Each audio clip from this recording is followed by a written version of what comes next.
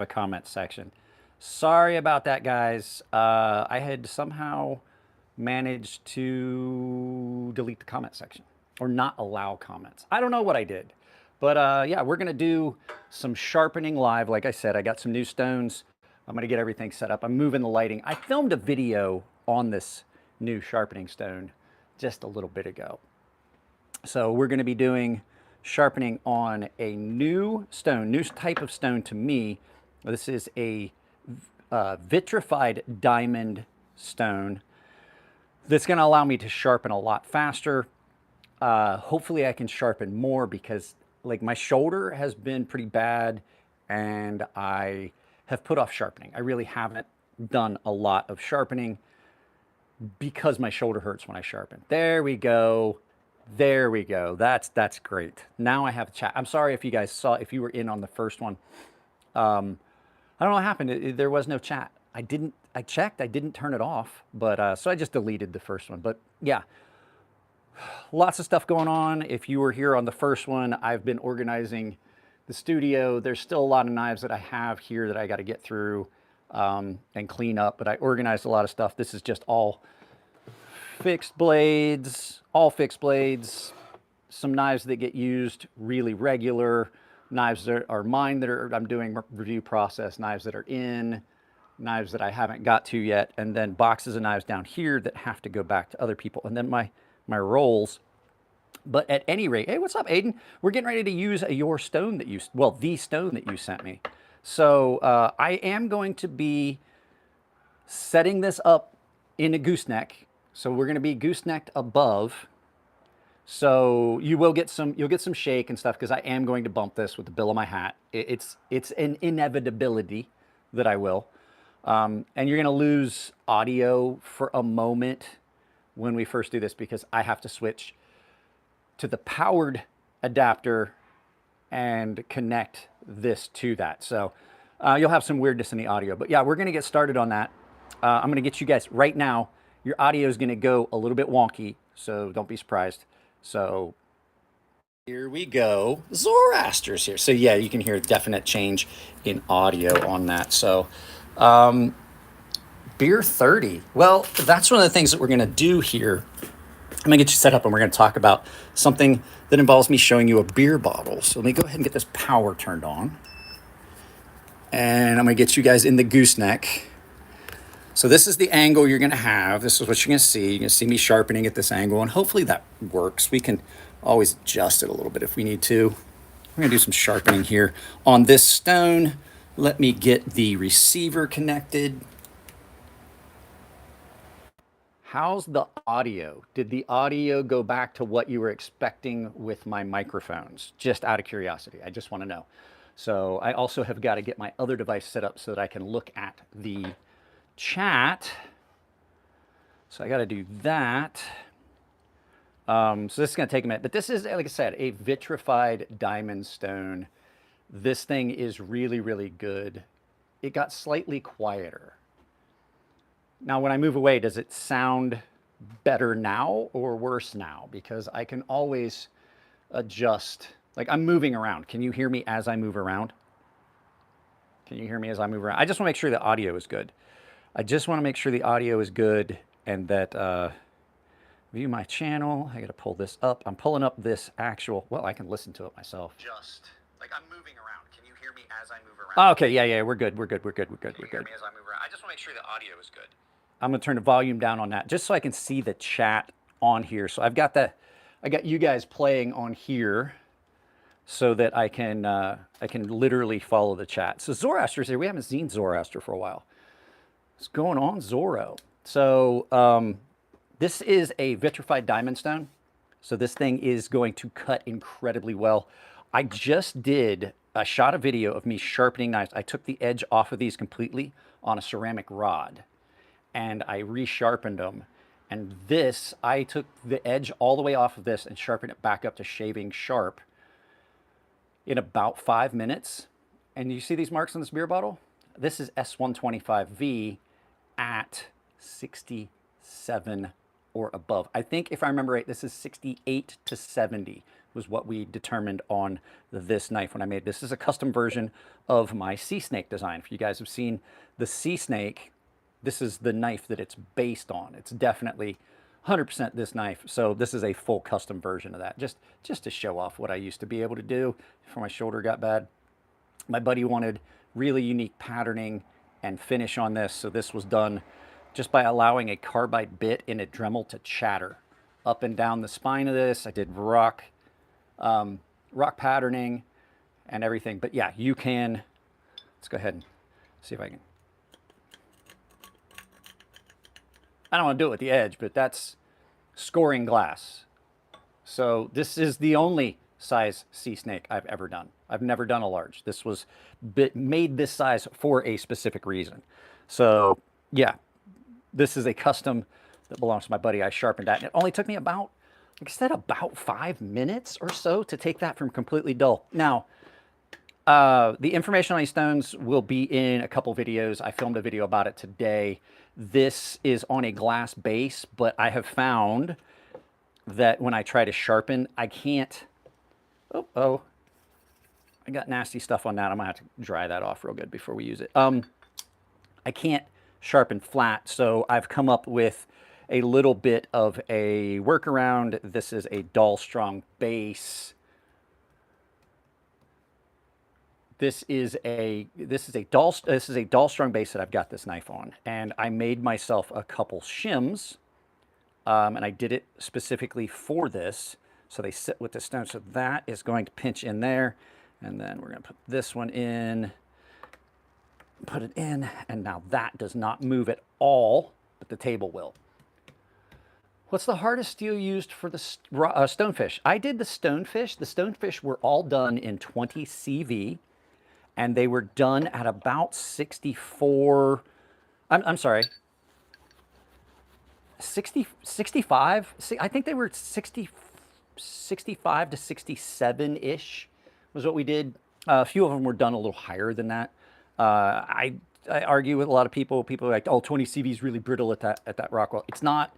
If you do it right, if you're doing a secondary hardening, you're doing the proper tempering process, you're really not going to have that problem. But we are going to do something a little bit special, or at least we're going to try to. We're going to see what we can do on this knife that I want to sharpen, and I want to do it live, and I need to do something real quick.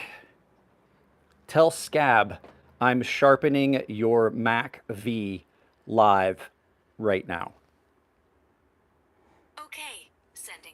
So we're telling Scab over at Choir Boys Cutlery, because he sent me this knife and he wants it sharp. He wants to be able to use it. And what we're going to do is, this knife has got a pretty good ding in it. This is in Slipner steel. I've never done that steel, but I know that he said that, what do we got here? Raccoon Sex Dungeon says, I had a prototype button lock Mordex drop point. Amazing in 20 CV. 20 CV is a really good steel. It is. Custom heat treat makes it even better. The thing about this stone that I like is I don't need a second stone to do this, right? I can do everything on this stone. Let's see, am I gonna be able to, oh yeah, it's gonna be great. This puppy is heavy. This thing is heavy. So, this will be a little awkward here, but we're gonna, oh, you can hear that spot. So you can reprofile on this and finish on this. Oh, this is cutting really, really well. This is a Shade Indonesia Mac V SOG. Now it's a custom SOG. What is this? Is it possible to resharpen ceramic, or is it worth sharpening? I have sharpened ceramic. I'm going to tell you though, it's not easy. It's a pain. It can be very difficult. I may have to relocate this a little bit. This is kind of awkward, or just at least it feels like I'm going to run into stuff while I'm doing this. So we are going to completely reprofile this. But this is basically Shaney over at Shade Indonesia. This is his take on a Mac V SOG, and I can show you the difference. This isn't a SOG. This is a Mac V custom version of the Mac V SOG. This is the new release of the SOG Buoy 2.0, which is a remake of their original Mac V SOG that they did, which was the one that you saw in the Terminator movie. But SOG did not make the originals. They simply are releasing knives that are based off of the original Special Operations Group knives that were done. They've done a lot of knives. They did a demo, which was another knife that was just incredibly well done. But we firmed a burr on that already. Yeah, take Chunk in with you. My daughter's asking me if she can close the door. What was this?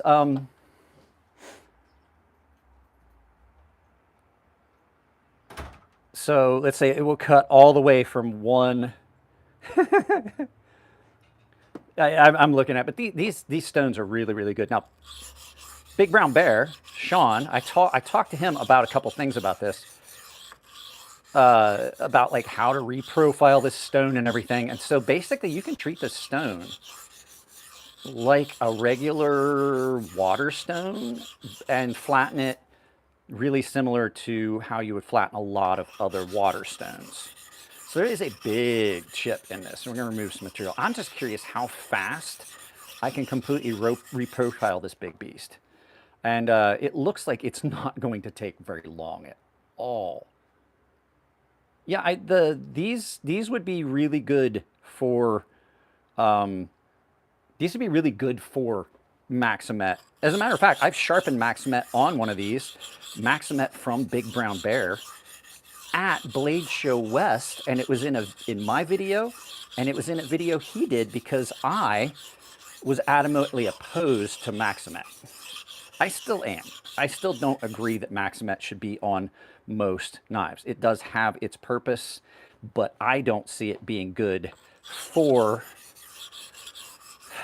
a folding knife for most people. Some people would be great. Like Will B, one of the paying members, he works in a cardboard packaging plant. They make cardboard packaging and things like that for a lot of folks. And so he cuts cardboard a lot. So that might be something that would be great for him. Okay, so I don't know how well you guys can see it. Let me get my reading glasses on and see if you guys can be able to see. I'm gonna take my hat off so I don't bump into the gooseneck. It is hard to film like this. It is hard to film like this. So you guys can see there was a chip. There was a significant chip in that. And we've removed the majority of it. We've also set the profile, except for some of these areas. This was done, somebody did this knife on a pull-through belt sharpener. And the problem I have with pull-through belt sharpeners, and I've said this a bunch of times, is you have to go at a consistent speed or you remove too much material in one area versus the other. So what we have here is something that you typically will see with those. And I already told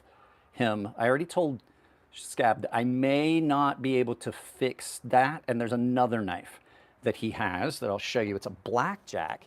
It's another knife that he sent me that we are going to do a sharpening on that is from someone that he knew that has passed. And so this is kind of important to him. I'm going to fix this spot where somebody hog-nosed the tip on this. We're not going to do it in this video. We may do it on a live feed. Somebody asked here, Cow says, what angle am I sharpening at?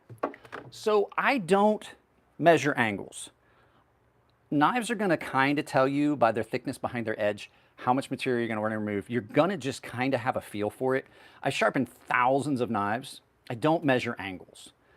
I'm doing it, and I'm also doing a little bit of a convex on this. So, but right now we're just setting this angle. But you can see, I've set the angle. It's consistent from side to side. And you can tell typically by the width of the bevel.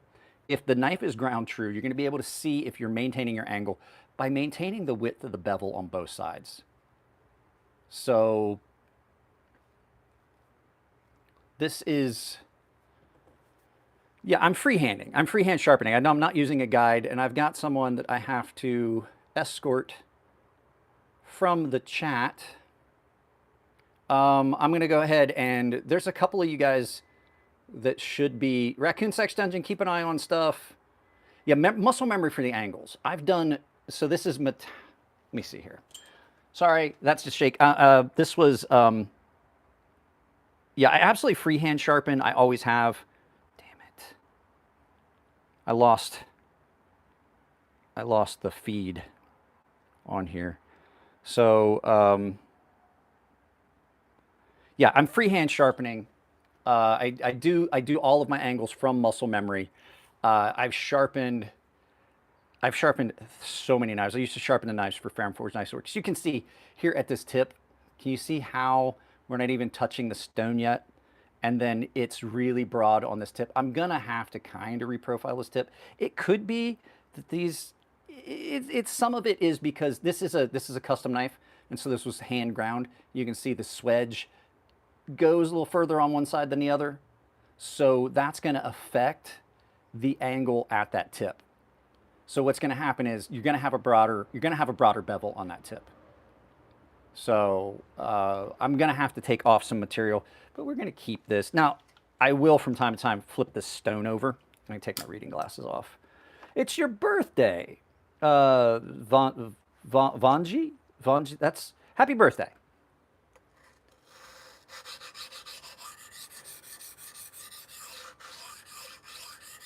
So when you freehand like this, a lot of times, because I intentionally rock the knife, you form a convex edge, which is going to be a much more robust edge. So we're just removing a lot of material because we've got that chip in the blade and some other stuff going on. And okay, yeah, it is charging. I just want to make sure, yeah, but you can see right here, I'm going to have a real hard time on this. So you're going to have an area back here that probably doesn't form a burr as quickly. So yeah, guys, there's over 100 people here. Holy cow. So we're going to have to remove some material back there, and I'm going to have to remove some material up here to even this out and get this back to a straight. I don't like those. I don't like those powered belt sharpeners. I tried to call Jared Neves this morning. I was going to tell him I was going to do this to see if he wanted to drop in. I find that I can sharp like this. I can sharpen like this without so much pain in my shoulder. So this is probably how you're going to see me sharpening from now on, unless somebody specifically wants more of a convex edge. This is a very aggressive stone. Very, very aggressive stone. And this Sleipner steel is not as hard. I've got a burr already. I mean, I've already got a full burr, but there's still a spot right here. I don't know how well you guys can see it. I moved my lights, so we're just using natural lighting. There's still a little low spot here where there's a chip. So, Ferrum Forge still working, worth buying, since you're not working with them anymore. Yeah, they're great. The guys' knives, their production knives are going to be some of the best production knives you're going to find because of Elliot's high standards. He definitely takes, he's not like a lot of folks. So when you get a knife that comes in, I sharpened this as well on this stone, Zorro, if you're still watching. The stuff that they're doing is production, but Elliot takes a vested interest in how their production knives are coming out quality-wise. He's put a lot of work into building the name of the company. He's put a lot of work into making things happen and building relationships with companies, and he's not the kind of guy that would just let quality slip and then not course correct. So yeah, their knives are great. As a matter of fact, I have several of their production knives that we've had here. Spitfire, 45 months as a baseline member. What's up, buddy? Yeah, I mean, we basically have everything sharp except that spot right there. Everything except that spot is done. And I mean, it's got a burr. We could feasibly touch that up on a ceramic rod and give this a micro bevel and just not take that material out, but that's not what I want to do because, well, this is for Scab over at Choir Boys Cutlery, and I just want it to be good. I want it to be good. This is his personal knife. Let me look at some of these chats here. I want an old Sheffield Bowie. Let me see here. I'm gonna have to look at it on here, so you guys are gonna get some shake on this. The one of the Ferrum Forge I own, I have two of the Ferrum Forge that are carved. Ferrum would not change quality just because on Seeing Mike, their drop knives are equally, yeah, they're great. You want an old Sheffield Bowie. Where's the best place to buy? What maker do you think is best? There's a lot of guys out there that are making custom knives these days. J-Ball, I would go and look at J-Ball Customs on Instagram. He has got some amazing knives, and he will do pretty much whatever you want. So, Great Ghost, you're looking at what we do on this channel. A little bit of everything. It's all knife stuff, though.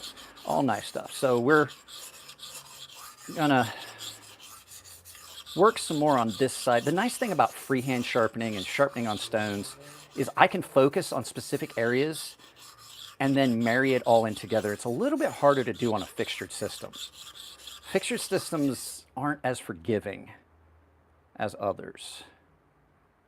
So we still got a little bit. And any of you guys that are wondering, have I ever cut myself sharpening? More times than I can count, I have cut myself while sharpening. My wife is home. So we've got a burr everywhere except for right here. Yes, this is a Shaney. This is Shade Indonesia. It is a full custom done by Shaney. He did this. A guy didn't like it. Scab is friends with Shaney. Shaney let him have this knife basically because the other guy had screwed it up and complained. And this is like a prized possession for Scab. So that's why we're doing it the way we're doing it and trying to get everything as good as we can. I may have to leave some of that heel. I don't want to take off too much material. So when you're sharpening, you have to walk a fine line between how much material am I going to remove before I'm detracting from how long this knife lasts. But you also have to think, like, do I want this part? You know what I'm saying? Like, you have to walk a fine line when you're sharpening of removing material and maintaining the life expectancy of the knife. I really haven't done anything with this yet, Spitfire. The heat treat seems okay on the stone. Scab has done a lot of testing with this before I did the sharpening. So I will tell you, I'm not using any pressure on this stone at all. So I'm just feeling for a burr, the full length. I've got most of that chip. So now that chip is just that one little spot right there. That one little spot. What was this? Now that it's been a couple years, can we talk about Elijah? Yes, Elijah was a really good friend of mine. Elijah had a lot of demons. And Elijah put himself in a situation where he had something happen. Is there anything else in there? Or you got it all? Okay. My wife just came home and I was just making sure she didn't even help her carry stuff out of the car. But this is a vitrified whetstone, Russell. This is a 400 grit vitrified diamond stone. So it is basically diamond in a ceramic matrix that then is fired. My dog just went nuts. It's basically fired like regular ceramic, but it's got diamond in it. Chunk, get in.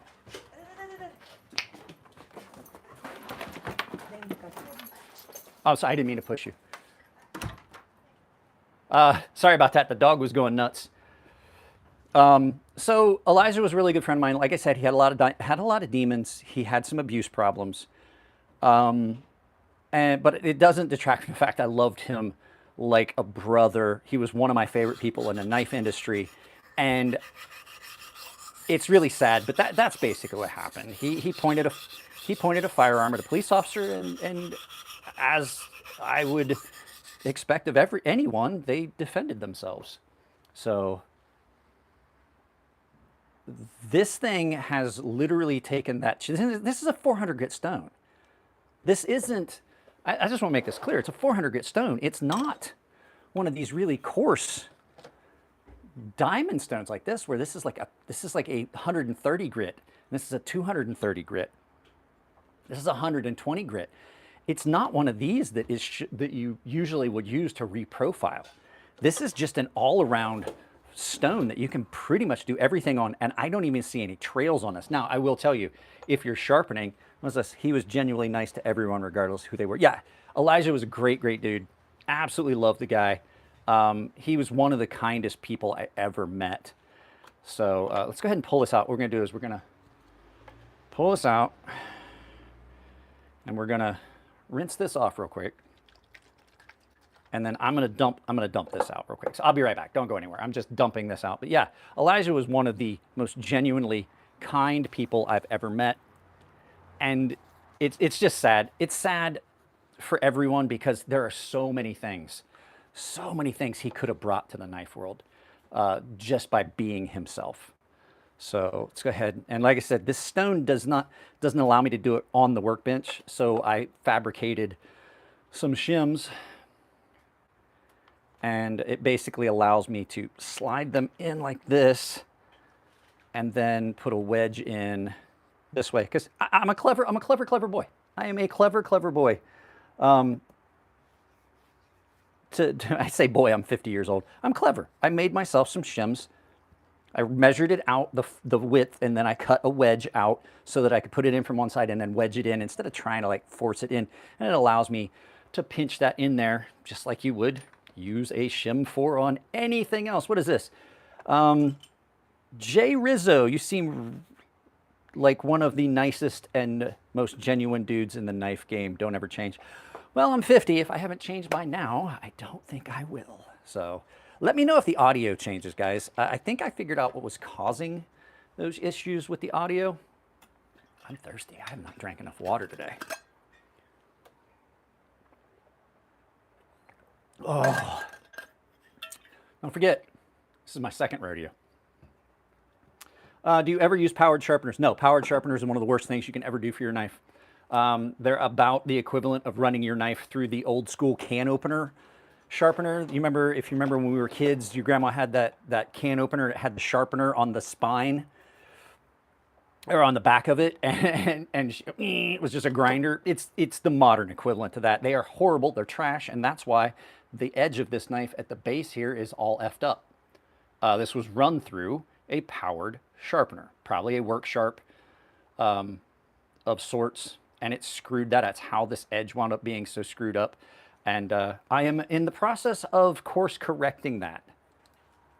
Do you ever use it? No, I prefer stones. A lot of times I'll hold the stone like this. We'll do another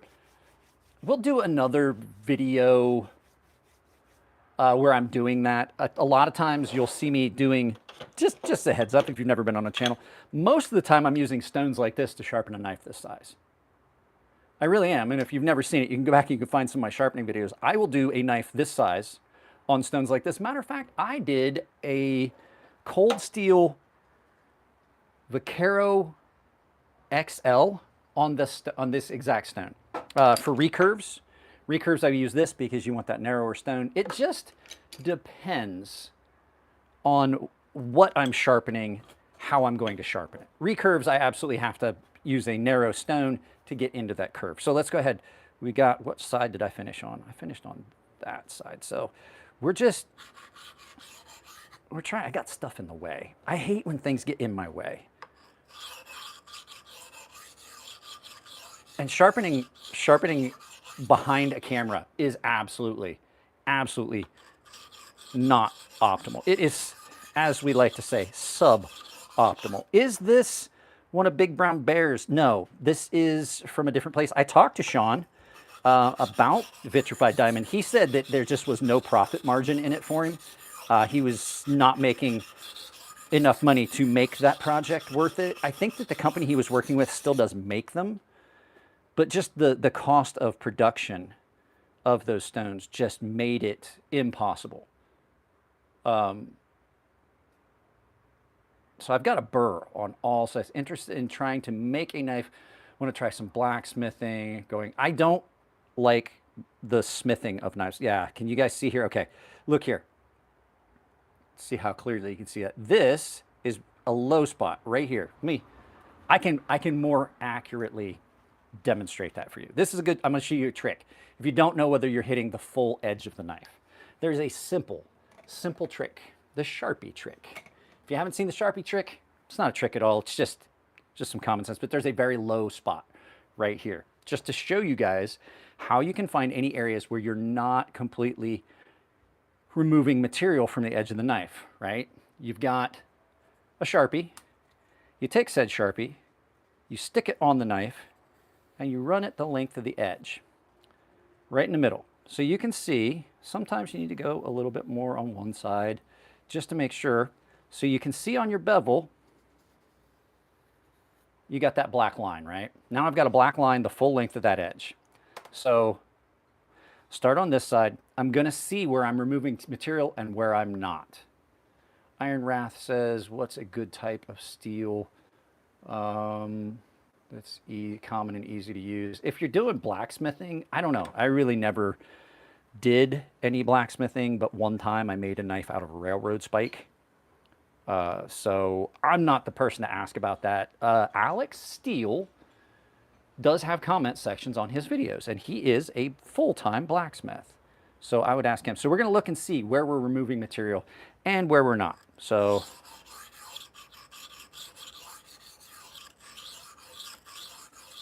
and I'm coming clear up to the plunge on this. Nice thing about this plunge is it's an angle. And an angle lets me get all the way to the plunge. So you can see here exactly where the low spot on that is. See that? See that dark line right there? That is because somebody decided to put this on a belt style sharpener, the powered sharpeners, and if you don't pull it fast enough, it just sits there and it grinds out that area. And that's exactly what's happened here. We're going to see the same thing on this side as well because, well, I guarantee they did the same thing on both sides. But you can see everywhere else on that, we've removed the Sharpie. That's how I know that my angle is good. There's no Sharpie left on that, all the way up to the very tippy top. So let's go ahead and see where we've removed material at on this side. And I'm going to tell you that I already know where I've removed the material and where I haven't. Because I've literally done this thousands of times. So we've got a little bit left there, but that's that low spot where there was a chip. So there we go. We have got two little dark spots. Let's see here. Two little dark spots right here in that same general area. Everything else has been removed. So we're basically just gonna have to just keep working tippy top all the way up to the tippy top. How's that, Zorro? Yeah, they chewed that up. That knife is really chewed up. So yeah, leave some likes. There's only 22 likes. It's really easy.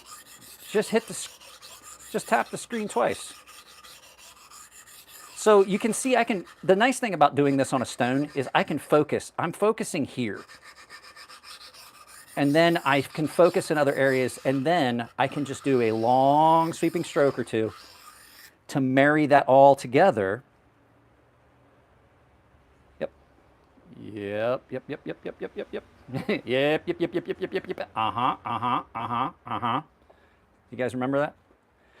I will say the nice thing about having, I'm sorry, I'm inspecting. Guys, if you wonder what I'm doing when like you can't see the knife, I'm inspecting this edge to see what I've got going on. I'm looking at the full edge. I'm feeling the full edge. I'm feeling the full burr. Zoroaster, you know what I got for you, buddy? Zoroaster, remember we used to do this? I got something here. The cowbell is somewhere behind me, but I don't want to get it out. When people used to donate on live feeds, I would ring the bell. They would get a bell. Just give me a good old carbide pull-through sharpener. I can't get a knife sharper than those. Oh my God, that's horrible. Oh my God, a pull-through is the worst. A pull-through is worse than one of these powered ones that they screwed this up with. Yeah, that makes me want to throw up in my own mouth. There is a little spot at the very tip of this. Can you see how that tip is kind of hog-nosed? It's not what it should be. I'm going to start focusing on that tip. And you can see that that tip has been dinged onto something. So we're going to focus on that area of that knife a little bit and the heel. So I can focus on that heel, and then I can focus on the tip, and I can do a couple long strokes to kind of even out that angle. You're not removing anywhere near as much material. So yeah, that is a very aggressive edge on that. So you can see we've removed a little bit of the material here in that low spot, but not enough of it. I'm sorry, I can't tell if it's in focus. Not enough of it to make it perfect, but it's really low on this side still. So, but you have to, the problem with, like, even if you've got a low spot or a chip, if it's more pronounced on one side than the other, you have to keep in mind that you have to try and remove material evenly across the entire length of the blade, or you're going to have an inconsistent edge. I've got a fairly consistent edge, consistent angle. So now it's a matter of going back and forth. Now after this, I can see there's some lines in this from all the sharpening I've done on this. I am going to have to flatten this stone. We may do that in this live feed because this stone sharpens so fast. We may get it done enough to call it good. I need to focus on that tip. So focus on the tip on both sides.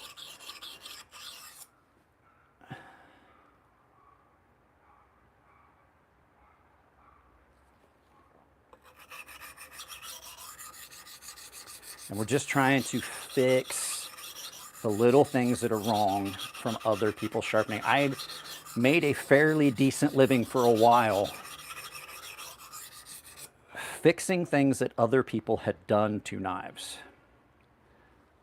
So this is a 400 grit, and it's a pretty expensive stone. Now you can see on here, this tip is inconsistent. It is asymmetrical, and it's not so much that this grind is what was causing it. This grind, can you see the inconsistency in this grind? So this swedge comes down, and it's wider on one side than the other. So it's going to give you an inconsistent tip because more material has been removed on one side of it. So it's going to look different on your grind, but those angles are consistent.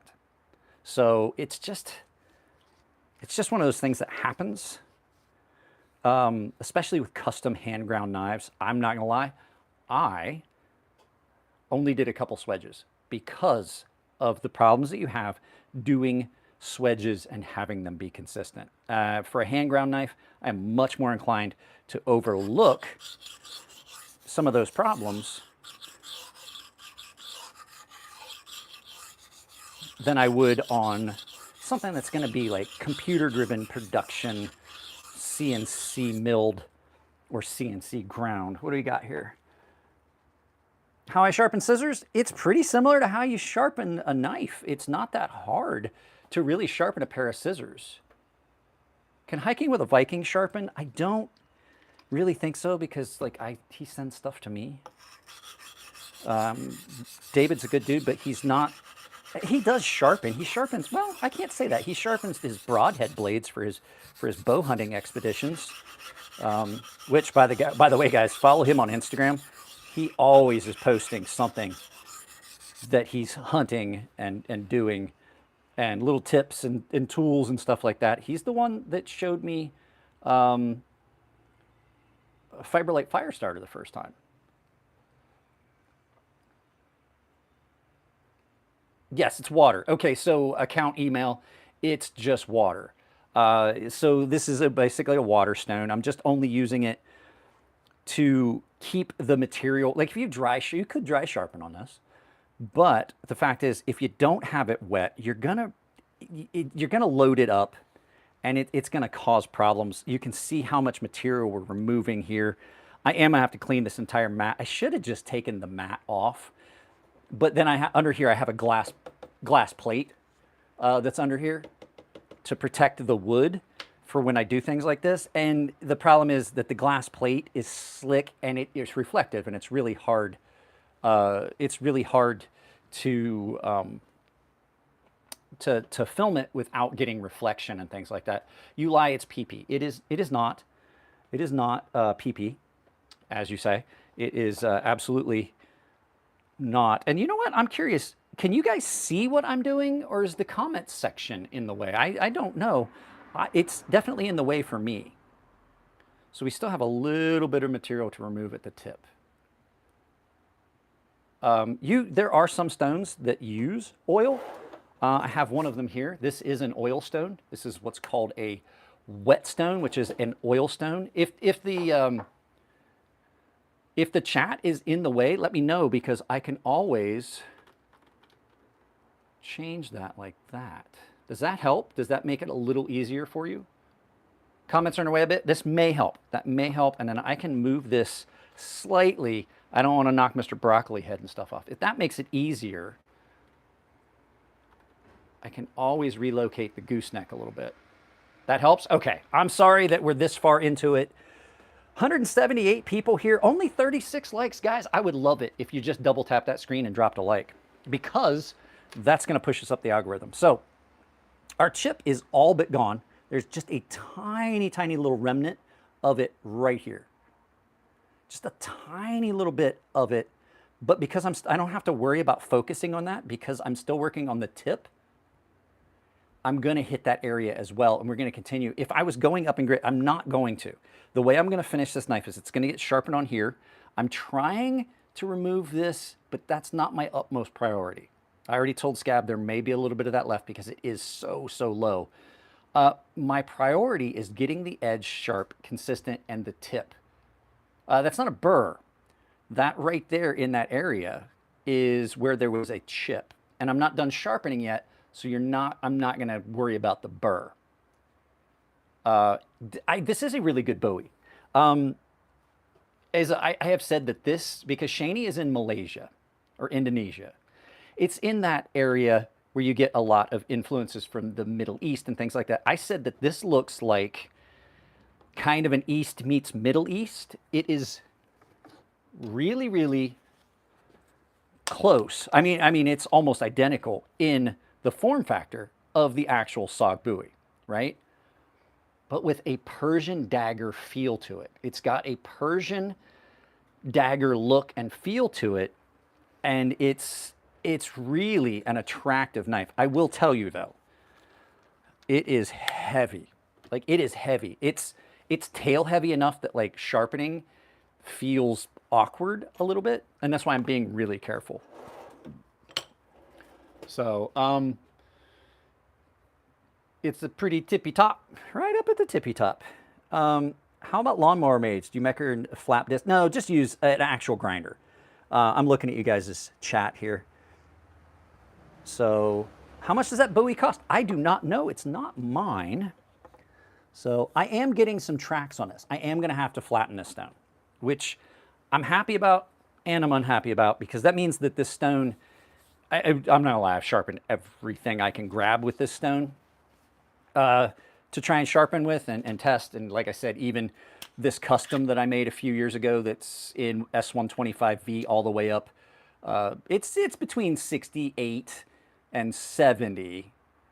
And I know that because we tested it and scored glass earlier in the live feed with the spine of it. So that means my heat treat is well above 67, because you got to be at 67 to, you got to be above 67 to score glass, 67, 68 range. So that means my heat treat on it was spot on where I wanted it. So we're going to focus on this tip. So I've got the burr at the tip here, but I've still got a little spot where I haven't removed the material. There we go. There we go. Yeah, I've got a full burr, the length of it. You'll hear it when we first put it on stone as it strips off that burr. So I'm focusing on that tip, but I'm also trying to maintain the area in the middle, because if you don't, what'll happen is you'll have wide areas on your bevel where you're focusing more. And with this being a custom knife, you are going to have some of those. So we're going to remove that burr. I'm working on here.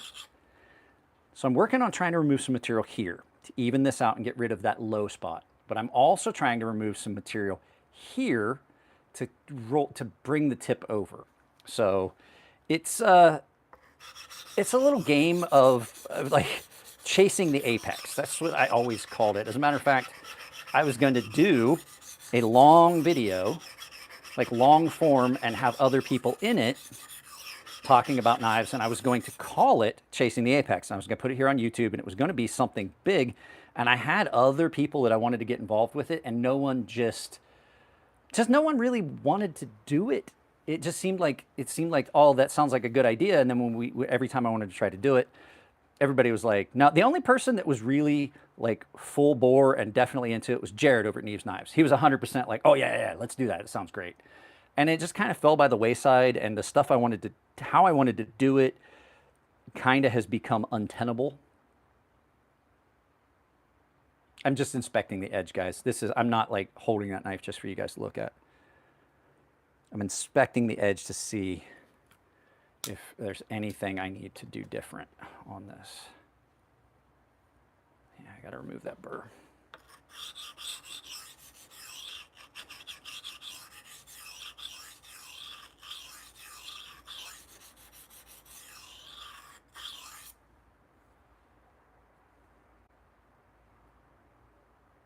So we're at a point where I'm getting it sharp, but I've been job hopping, thinking about getting a CDI so I can visit y'all in no man's land.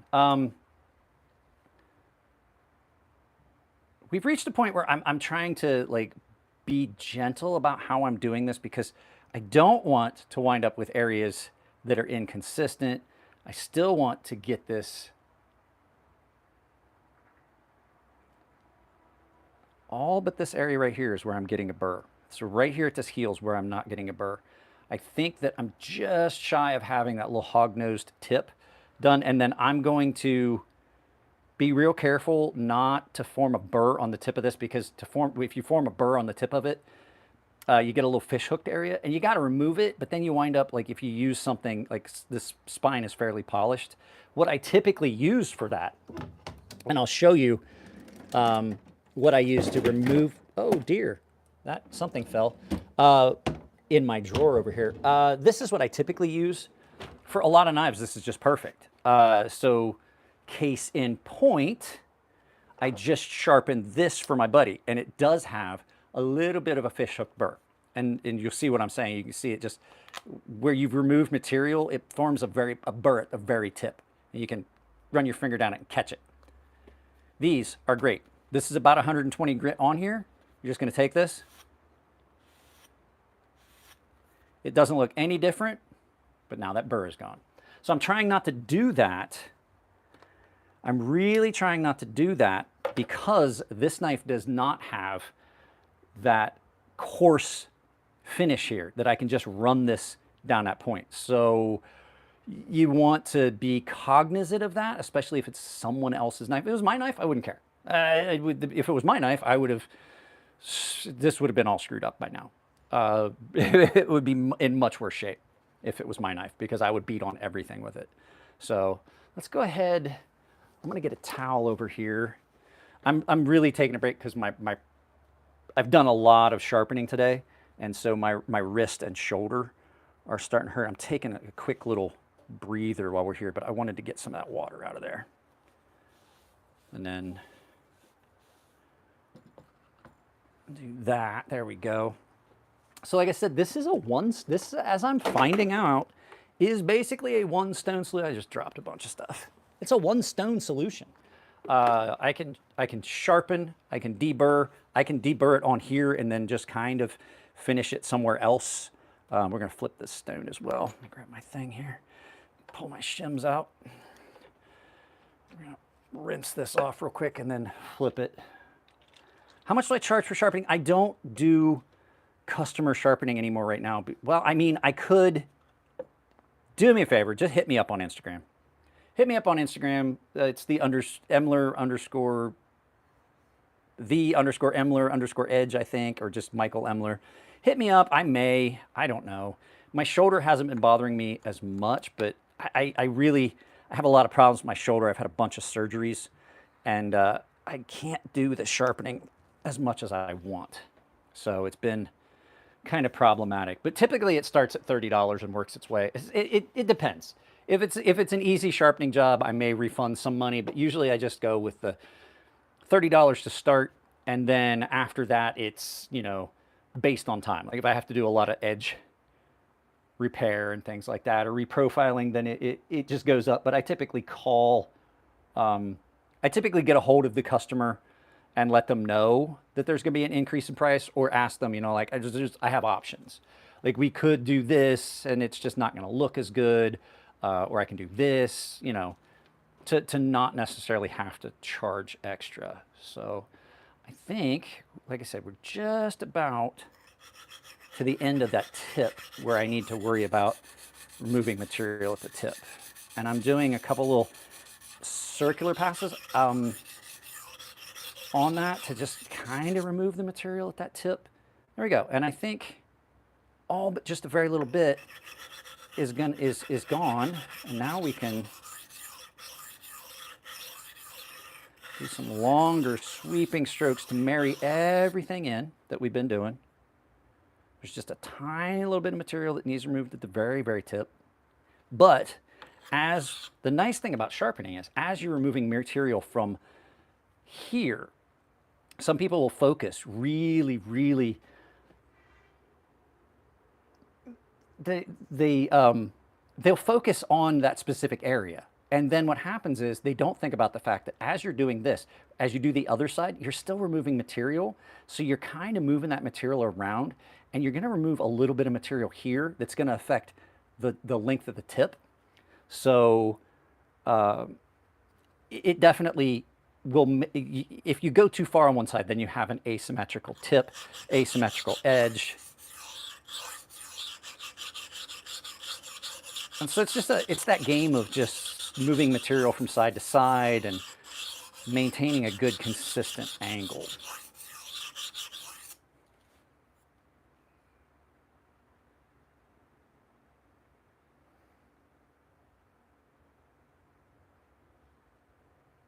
I used to make custom knives, Egan. I used to make custom knives. As a matter of fact, that's what we were showing. I made this one. And there's a production version of this called the Sea Snake out there that you can get on my Amazon store. I used to do really elaborate custom knives for folks, and then it just got to the point where I can't stand in front of a grinder. My shoulder just won't let me.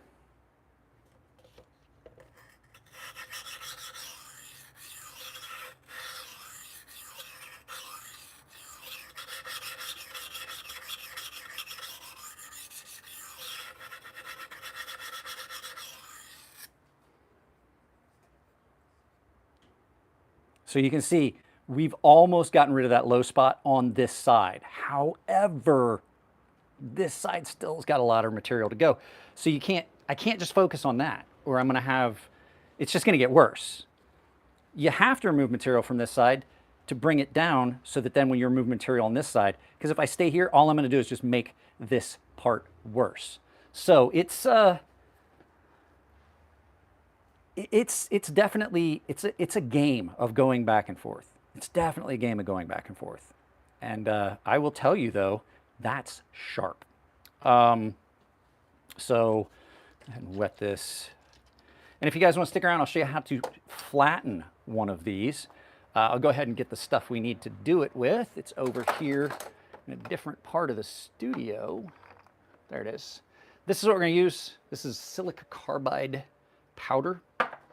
We're going to use it to flatten that stone on the glass plate that's under here, which is why the glass plate is under here. Two reasons. When I'm sharpening, keeps water off the workbench.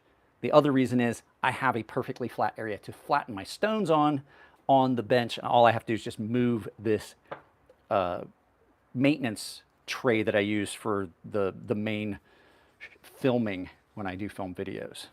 So, but like I said, there's going to be a long video of me talking about the stone and sharpening it. Rickert, is Rickert here? Rickert's been a paying member for an entire year. Guys, I have a membership if you're interested in it. It's early access. All you're getting right now really is early access to videos. There's been, I've been depressed. I'm not gonna lie. Let's just go ahead and call a spade a spade. I've been depressed, and I haven't done a lot of anything other than just what's required to keep the channel running. I did talk to the district manager for my company that I'm laid off from, and it does look like they're still moving forward on that other local contract, so I may be going back to work soon. Fingers crossed. Fingers crossed.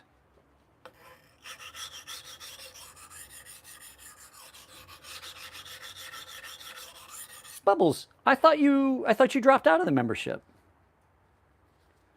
Work sharp belt sharpener? Well, I'm not gonna lie to you, it's shit, because that's what I'm currently repairing, is because somebody sharpened this on that, so you can see, screws up your finish first of all, and then you get low spots, fucked up spots in your edge. They're really not that good.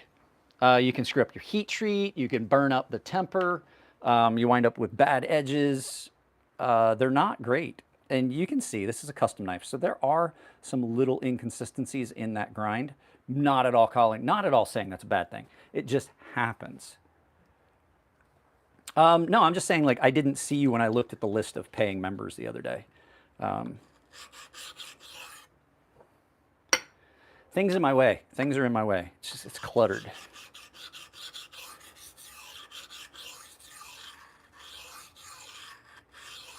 Like I said with sharpening, I've said this a bunch of times, don't use pressure. You don't need to use pressure. The abrasives aren't going to cut any faster just because you're pushing on them. If anything, you're just going to damage your stones. You're not cutting the steel any faster. You're just making your stones not last as long.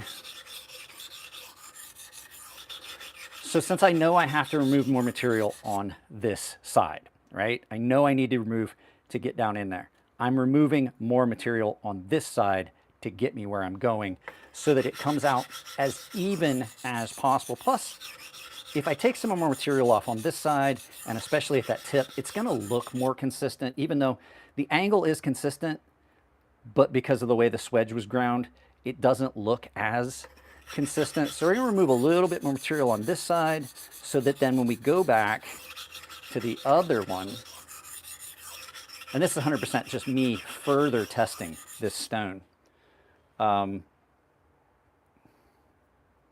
Wicked edge, problem with wicked edge. Okay, let me explain the thing about a wicked edge system. The wicked edge system does do an okay job. It's not bad.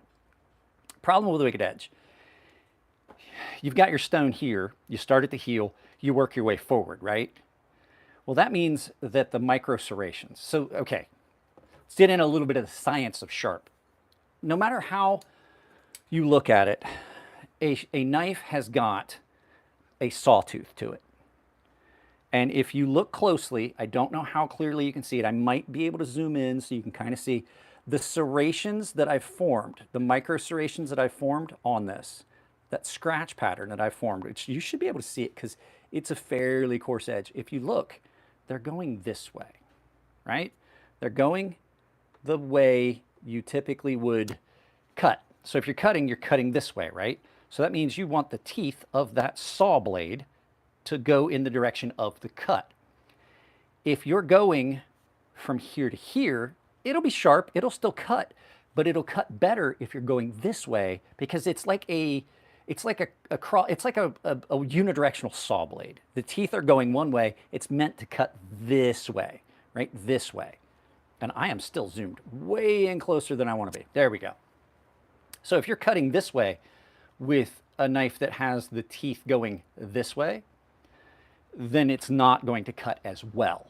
So if you're going this way, like I said, you can see those micro serrations are going that way and making that sawtooth, that saw blade cut better in the direction that you're going to be cutting. Now, there are some applications where you want to push cut.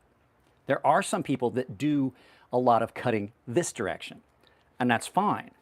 For the average person that's using a knife, you're drawing the blade this way across the material, which means it's not going to cut as well, and it's going to feel more dull than you want it. Now, I will say the angle consistency from the Work Sharp is really good. The Wicked Edge, I mean. Not the Work Sharp, the Wicked Edge. It's really, really consistent. However, it's not going to get you where you really want to go. And this knife is slightly magnetic. I don't know if you guys can see it. There's a bunch of the metal that is sticking to the edge. It's slightly magnetic. I don't know if that's something that happened in Shane's shop or if that's something that happened at, okay, I know what happened. I know what happened. This didn't go through a work sharp. I know exactly what caused this. Have you seen those chef masters that have the magnetic guides? It's exactly what did this. It's a magnetic, unless the work sharp has a magnetic guide, which I don't know because I don't have one. Whatever was used to guide this was a magnetic plate that was pulled through and it magnetized this blade. So that leads me to think that it was sharpened on one of those reciprocating like chef's sharps that you see. So I don't know, but at any rate, let's get back to actually the task at hand. So, wait, okay, yeah. See, I got to talk and forgot what side I finished on. So for me to fully remove the material,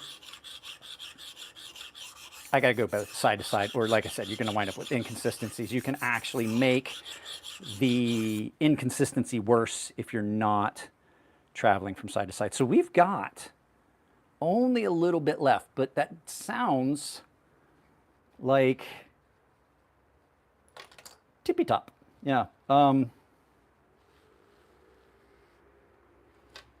We may have to forego getting that completely done because I don't want to remove, the more you cut, you can see I'm removing material. The more you cut, the less knife you have, which is another bad thing about the fixture, not the fixture, but those powered systems. They have a tendency to just remove way more material than you actually need to when you're sharpening. They are absolutely a little bit more aggressive than you need them to be. So I'm not removing anywhere near the material I would be removing if I was using a powered or belt system. Like if I was doing this on the grinder, there's a little bit of a hook right there. Just a tiny like hooked burr at the very tip of that. So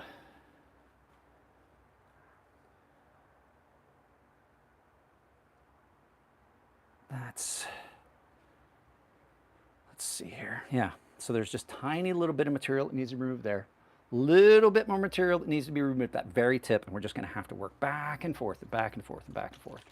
So I'm trying to do two things at once. I'm sorry, guys. I just got a text message on my other phone. I'm trying to stay up with what's going on with like how am I doing with like there's a lot of stuff going on in my life right now. And we have had 14,000 people watch this live feed. 14,000 on a live sharpening. So awesome, guys. This is awesome. I love this right now. So let me look. I'm not keeping up with the chat. Let me keep up with the chat. Sorry, I got to take a little break for my shoulder here. A Wicked Edge. I bought a Wicked Edge, and it does, and it work on only small knife, but it doesn't work on long traditional Asian knife. They do, but what you have to do is you have to sharpen a portion of it and then slide it down and then sharpen the next portion of it, which is another thing I don't like about those fixtured systems. You're limited in length, and if you want to do a large knife, you have to do it in portions. Like you have to do the knife to here and then move it down and then do the knife to here. And I don't like that. What kind of edge are we aiming for? We're working for a toothy edge that is going to be really functional for scab. You know what I'm going to do? I typically don't do this. We're going to fix the tip and then marry that edge in as we go, because I'm having to remove more material. I'm putting dings in it. I have this stone for something like that, so this is a much more aggressive stone. So we're going to focus on that tip and back here a little bit on this really aggressive stone. And what that's going to allow me to do is not have to dig into that stone as much. And then we're going to marry that in, and then we will just basically remove, this removes a lot more material. This removes a lot more material than the stone we're doing right now. This is a 130 grit. This is a 400 grit. So the grit is the new stone, 400 grit. So that helped out a lot. Now let's see, what can we do down here? Focus down here and then work our way up. If you're going to sharpen like this, be very careful. be extremely careful because if you slip, you're going to stick the knife in your hand. I have a video where I put a fillet knife. It went in right there at that scar and came out right there at that scar. And I put a bandage on it and went right back to work. Right back to sharpening. So I wanted to do it all on that stone, but these I can get. That, much more expensive. So we're going to do a little bit more like extra material removal on here, and then we'll just refine it as we go on the other stone. This is another stone that Aiden, the guy that was talking about this, he sent this. It's a 3M diamond. It's a different kind of diamond. I think it's just, I really don't know. So it's going to be an aggressive edge. So we're going to stay close to 400 grit cow.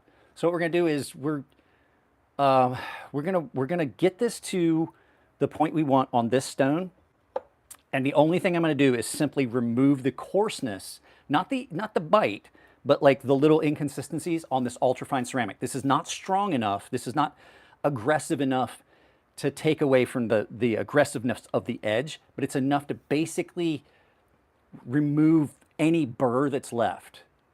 So okay, so I didn't buy this stone. I did not buy any of these stones that you're seeing right now. These were sent to me by Aiden. If Aiden would like to put a link to those stones in it, that's fine. I think he's still one of the mods, so he can drop a link, but I don't have a link to it. I honestly just know that it's a vitrified diamond and it is 400 grit. That's basically what I know. So I can still do the same thing. I can still focus on specific areas of the edge and get it married back in. But right now we're just trying to do some really aggressive material removal. That's basically all I'm doing right now at the moment. Does Aiden have a YouTube channel? No, but Aiden was here, and I'm pretty sure that Aiden, as one of my moderators, can drop a link to it. It was a Hong Kong-based company.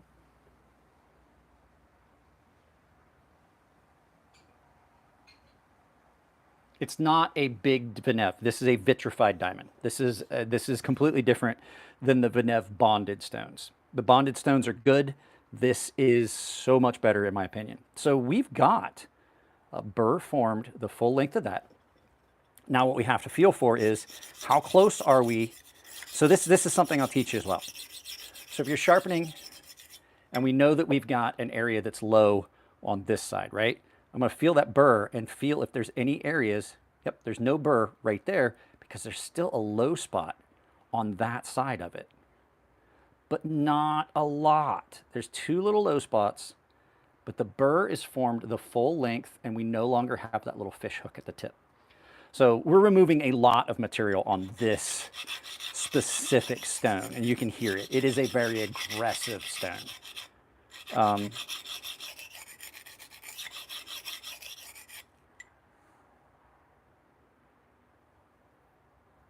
So let's go ahead.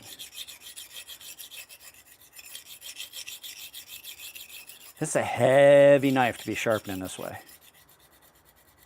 It's got a very heavy, it's very tail heavy. I think we're good enough. Yeah, so there's a little flaw right here. So there's a little flaw, sorry, you guys can't see it. There's a little flaw right here, some deep scratches, but I've got to burr the full length of that now. So that means we can go ahead and go back to this stone, put this one away. Let's rinse it off first. I don't know if Sleipner steel is carbon steel or not. I don't necessarily want to leave any material on this, but we're just going to kind of spray it off for right now, set it aside. I can clean it up later with a little bit of the barkeeper's friend and make sure that there's no rust that forms. I'm not worried about this rusting. What I'm worried about is the material that's embedded in it now rusting. And what happens is when steel rusts, it expands and it will actually destroy the bond of the diamond. So if I was sure that it was carbon steel, I would put a little baking soda in the water, but I will tell you baking soda in your water will make these stones slippery. If they're in a base like this, not a problem. If you're holding it freehand style, it can get slippery and you can almost drop a stone and you can slip and cut yourself. So let's go ahead, rinse that off. Put that in, I'll dump that water. Give me a second, I clean this up. I don't want to leave a big puddle of water to splash around and dry up and have metal dust. So let's go ahead and so put this right back where it was. I'm going to move this ceramic stone. It's getting nastiness on it. I don't want to get grit contamination on the stone or on this. This is actually, I use this as a strop. This is a ceramic ultra fine by Spyderco, and I loaded this side of it with 9-micron diamond, and so I can use that as a strop. Works really well. So if I've got this, I don't have to like dig out a strop. I can just use this, but I digress. That means I'm gonna stop talking about that. So let's see here. That in there, and then our wedge. Yeah, that's the way it goes. Wedge in, there we go. Stone is good and solid. Wet that puppy up. Let's go ahead. Where'd I stop? That's what I thought. I finished on that side. We are almost there, guys. Like this is, we're coming up on the end of this. And then I'll show you how to flatten the stone. Where'd I get this from? I got it from Aiden. It was a gift to the channel. I also have one for that's going to Jared over at Knives Knives, and one that's going over to Alex at Outdoors 55. He sent me 3 of these, and one of them's mine, and the other 2 are going out. So yeah, we're pretty much good. Ready to start. Now, I gotta move stuff. I don't like it cluttered. As cluttered as I let everything else get, when I'm sharpening, I want stuff out of my way. It just, even though I don't think I'm gonna hit it, I just feel like it's in the way. Try this handle off. This is a gorgeous handle on this, by the way. It's a stacked leather. It's got brass end cap, and it just makes it really heavy. So as much as I like it, it is kind of a nightmare to sharpen. So let's go ahead. So now we're at a point where we're basically just doing burr removal on this and removing that coarser edge that we put on it with that that coarse diamond. So I'm checking my battery levels on my microphone. I don't want my microphone to die while I'm doing this. So yeah, tip is fixed. The heel is all but fixed, just a little bit more work on that. And then we can just remove that coarse scratch pattern to give us the finer but still aggressive 400 grit scratch pattern.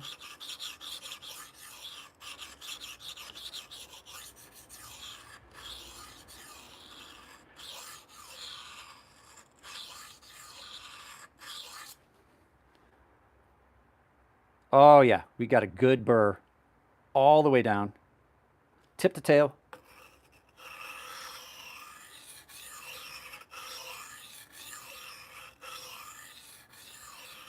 So we're doing long sweeping strokes now instead of some of the short maintenance strokes, some of the things I was doing like when I was focusing on specific areas of the edge. We're doing long strokes because what that's going to get us is a consistent scratch pattern of full length, and it's going to get rid of any wavers in the edge. It's going to make it cut better.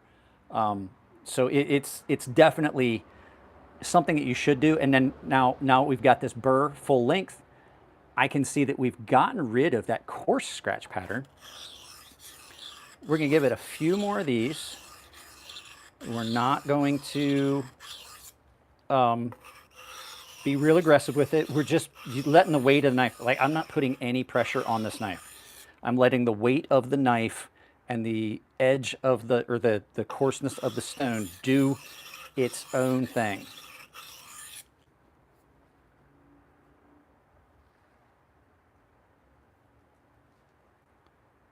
So we are just about where we want to be.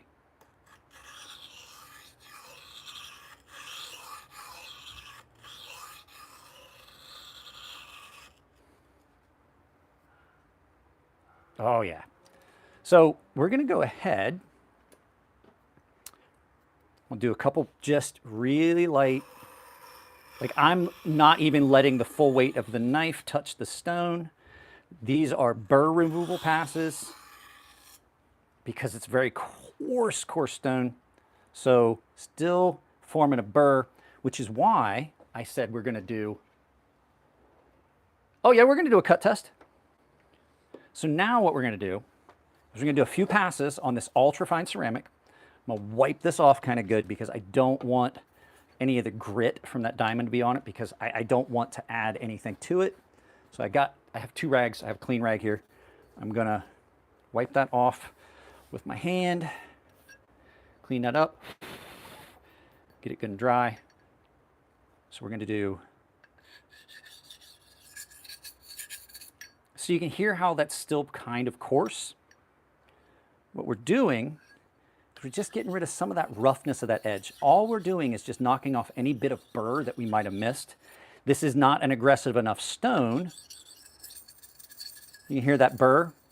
That's burr that was left. So we're just knocking the burr off. I'm just using this basically kind of like a strop. So do a couple passes this way, but now you can hear there's no burr left. It got rid of some of the weird coarseness that you get on that blade. That is aggressively sharp.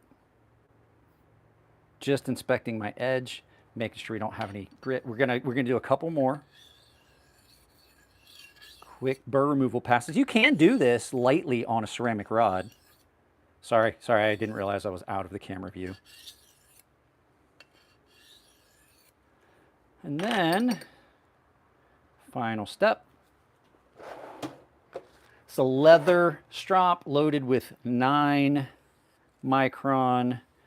Any bit of burr that's left comes off. Once again, not aggressive enough, not abrasive enough to remove the actual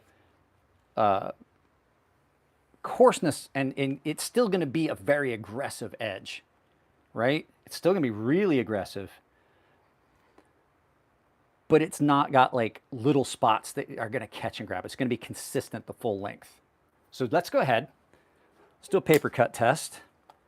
So I don't typically, now there's a couple things you can do also to make sure you've removed the entire burr. I'm going to show you that real quick before we go. I typically use like this. This is basically phone book paper. It's the voter's guide that the state of California sends out. So I keep them, not because I want to go back through and read them again, but because they work really good for this cutting test. If you're not sure if you've removed the burr, a piece of hardwood, you can see all those little lines on this. You can take your knife and run it through a piece of hardwood, and that will strip off any little bit of burr that's left. CJRB Pyrite? No, that is the CJRB Echo. This was my knife of the year last year, I think. Great knife. So anyway, really fine paper here.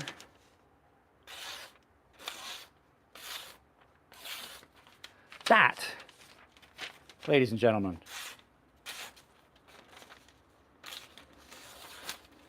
is a sharp knife. If you cut curls in newspaper with a knife, get that out of the way, you're doing pretty good. That's a fairly aggressive edge on that should hold up pretty well. That should hold up pretty well. And I mean, in all honesty, we've been doing this, I don't know, how long have we been live? What's the time on this right now? We're looking at 78 minutes. But that wasn't just to sharpen, that was to remove some serious issues where there was a tip issue and there was a, what do you call it? There was a tip issue and there was a heel issue and stuff like that. And then we can further refine this edge, even though we've stropped it on that. We can kind of further refine it on the suede side of this that I've loaded, because suede does a really good job of like it brings up the tooth.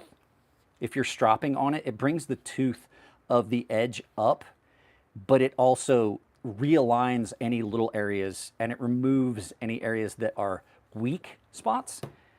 And so now that is very sharp. That is a very sharp knife now.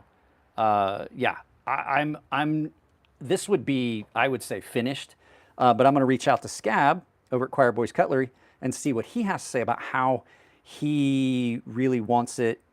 I do have a couple spots. I'm not 100% happy with that. So what we're going to do is I see a couple spots that look a little suspect to me. So we are going to go back down. This is the thing about sharpening. Like, you can inspect your edge and you can look and see things that you may think that you took care of, but then you see them and you're like, wow, that looks a little strange. But that was that area of the knife that was damaged. So let me see here. Let me see here if I did what I wanted to do. I kinda.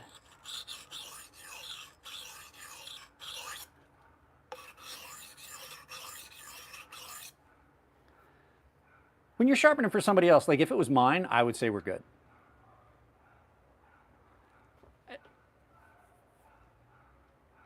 If it was my knife, I would say we're good, but because this isn't my knife, there's just a couple little spots that after you do your burr removal, you can see if there's any little issues. And I mean, we're not doing a lot because we've got that apex to the point where we're pretty much not needing to do anything else. We're just doing a little bit of touch up on anything that you may have missed. You can definitely see after you do some burr removal if there's issues with the edge. And so a couple light passes. I'm doing some burr removal before we go back to the ultrafine ceramic. I want to just see if we're where I want to be. Your burr can actually kind of distract you and give you a false sense of completion, especially if you formed a big aggressive burr like we did with this coarse stone. So that's why the deburring strokes are important, and just doing a little quick inspection of your edge. Was that?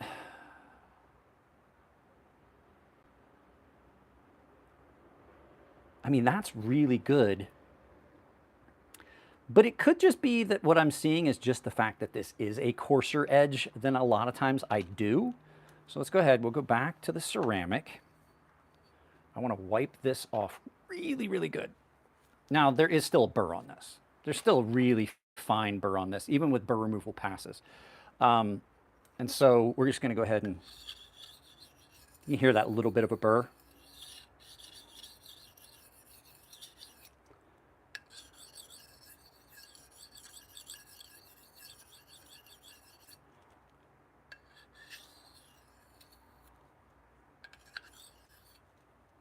So this is, like I said, I'm just basically using this like a burr removal, almost like a ceramic strop, if you will.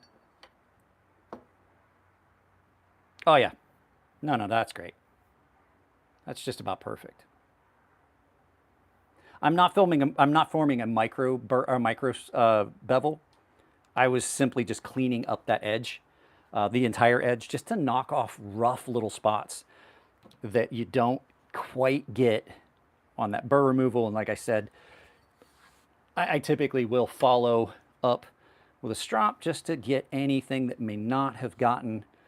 You know what I mean? And that just cleans that up ever so slightly because it's a loaded strop. And we can go back and get another piece of voter registration information guide paper.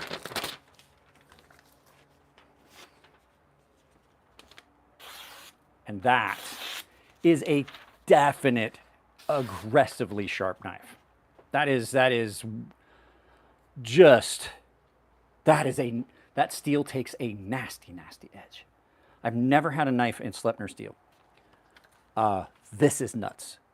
Then we'll do final strop on this one just to see, because you can kind of see tracks and stuff on your strop if you've got any bits of burr that are left. There are a couple little weird spots on here. Like I said, they don't affect the edge itself, but what they're affecting is the smoothness of that. There's a couple little spots left that are just lines. They don't affect the edge. They're not all the way to the apex, but they're still there. So we'll just do a couple light passes on that.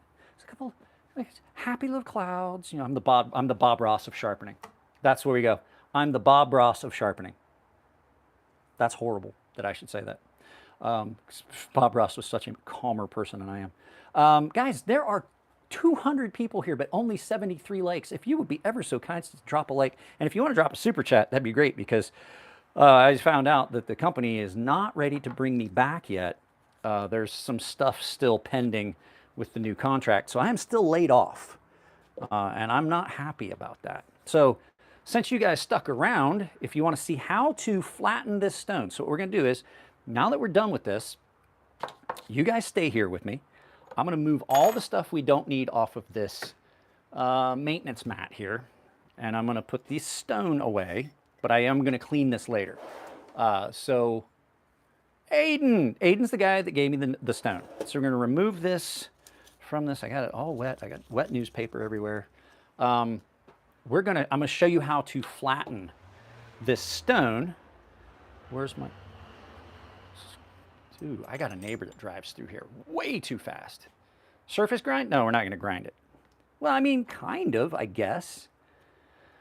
So there we go. My wedges are going to stay in this. I'll dump this water out. I'm going to move all of this stone off to the side. Let me hang on a second. I get the sheath for this so that I can, like, absolutely, I need to take my reading glasses off so I can see what's going on everywhere. Figure out where I put the sheath for this so that we can flatten this stone and do some stone maintenance. I'm a big dummy, and I don't know what I did with the sheath for this knife. It's here somewhere. I don't like the idea of this because I've cut myself doing this before. I'm simply going to move it off to the side for right now. I'm going to put it up against something soft. I'm going to put a rag around it so I don't bang into the edge, and we're going to flatten this stone. So I'm going to wrap this in a rag so I don't cut myself and I don't damage the edge until I figure out what I did with the sheath. Put this stone away because I'm done with it. I'm going to grab this, put it back where it belongs. You live over here.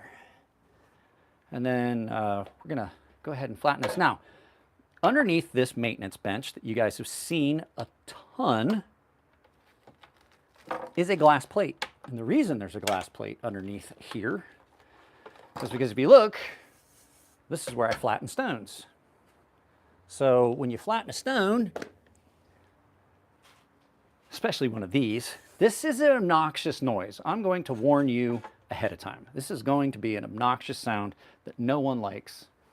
We're going to clean this stone off a little bit. And we'll just put the water there because we're going to need some water for this. This is an obnoxious noise. To flatten the stone, one of the best things you can do is you want to set yourself a grid pattern on the stone so that you can see high and low spots. Now, let me get my reading glasses on. So I just basically use like a carpenter's pencil, and I set myself a grid.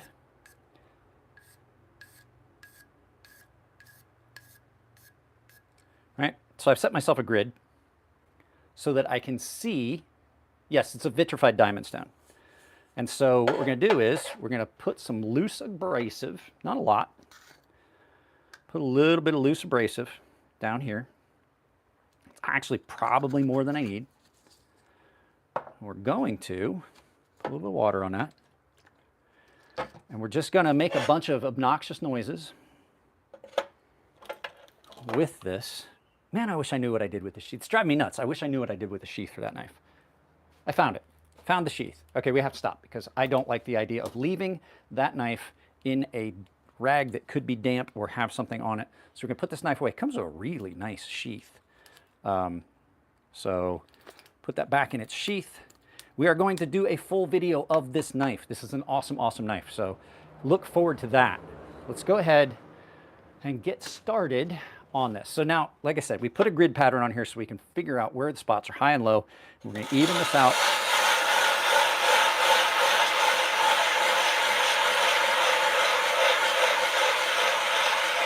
I told you it's an obnoxious sound. This is probably the best diamond stone I've ever used. I have a lot of really good stones right now. So it's, I don't want to take off my wedding ring. I don't want to scratch this all up.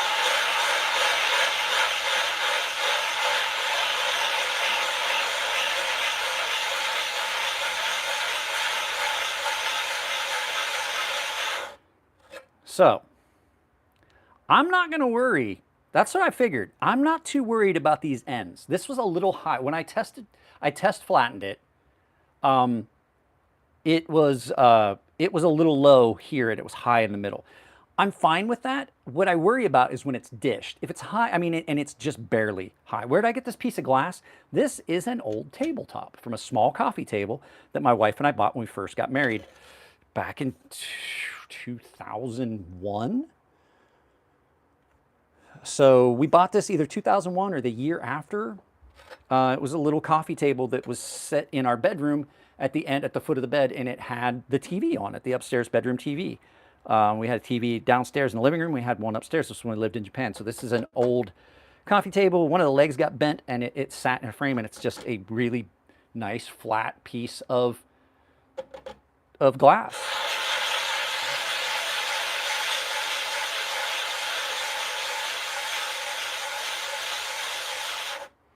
You want to, no matter how hard you try, you're going to put, like even if you're trying not to put any pressure, you're going to put more pressure from one side to the other. So to make sure that your stone doesn't take a taper from one end to the other, which is really common, it's a good idea to do a few passes and then flip it end to end. Do you know which one this is? This is the extra hard. This is the extra hard, but it's still pretty concentrated.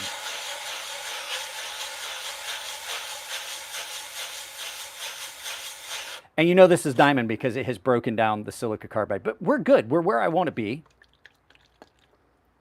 The parts of the stone that I'm using the most are now flat. The material has been removed. The only thing I'm going to do, and I'm going to show you what I'm going to do with it. I don't know if this is going to work. I want to knock this sharp corner off. And there's a reason for that. Japanese sharpeners, wow, that is aggressive.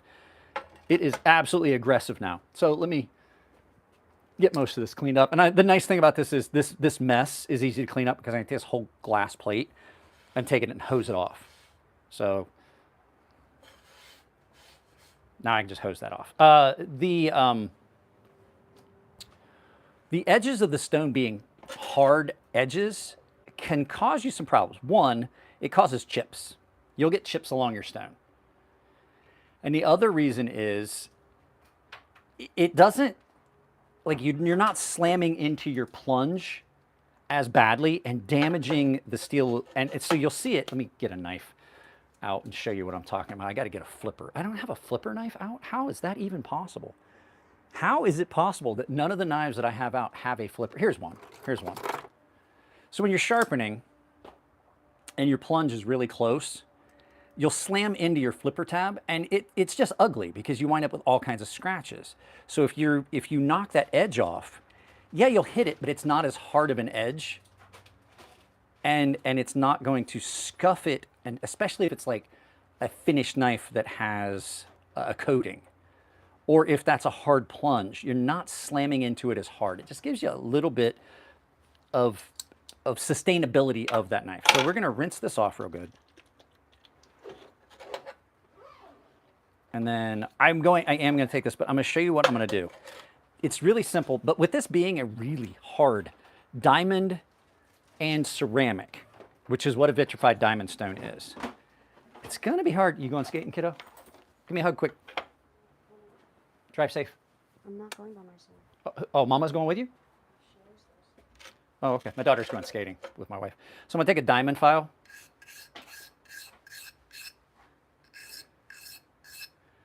I'm going to knock that sharp corner off just to make it a little less aggressive. And these are just cheap diamond files, so if it ruins the file, I'm not out much more than about a couple bucks. I think I bought these. I can't remember if I bought these or if my friend bought these for me. They were like, I think they were 10 bucks on Amazon. So just knocking that hard edge off, that's going to make your life a little bit easier. Let's see, can I clean that up or did it? No, diamond file's fine. So that's how you flatten it and do stuff like that. It's a really good idea to knock the corner off that. I didn't want to do it until the first time I flattened it. I just wanted to see how it did. Really, really impressed with this. Aiden, this is awesome. I really, really am impressed with this stone. I wish I'd gotten a vitrified diamond sooner. I gotta grab my rag again. Didn't get that table cleaned off as good as I wanted. I'm really impressed with how this cuts, how fast it cuts, how well it did. Even like that was a big job reprofiling that. There was a lot of problems, and so that has really still got a lot of grit on it. Let's put anything away that we're not wanting grit on. So it definitely is a really, really good stone. It wets quick. It's just basically a splash and go. It sits nice in that base once I made the, what do you call it? I made the shims for it. It flattens fairly easily. It's easy to maintain. It held up. I sharpened a ton of super high carbide knives today because this is the last knife I sharpened. Like I said, I sharpened this. This is S125V. This is one of my customs, and it's at 68 to 70 Rockwell. And like I said, I sharpened this. It took me like 5 minutes, and I had taken the edge completely off of it with. I'd taken the edge completely off of it with a ceramic rod, so it was completely dull. Sharpened it back up to nightmare-inducing sharp. And just to show you guys how hard this knife is,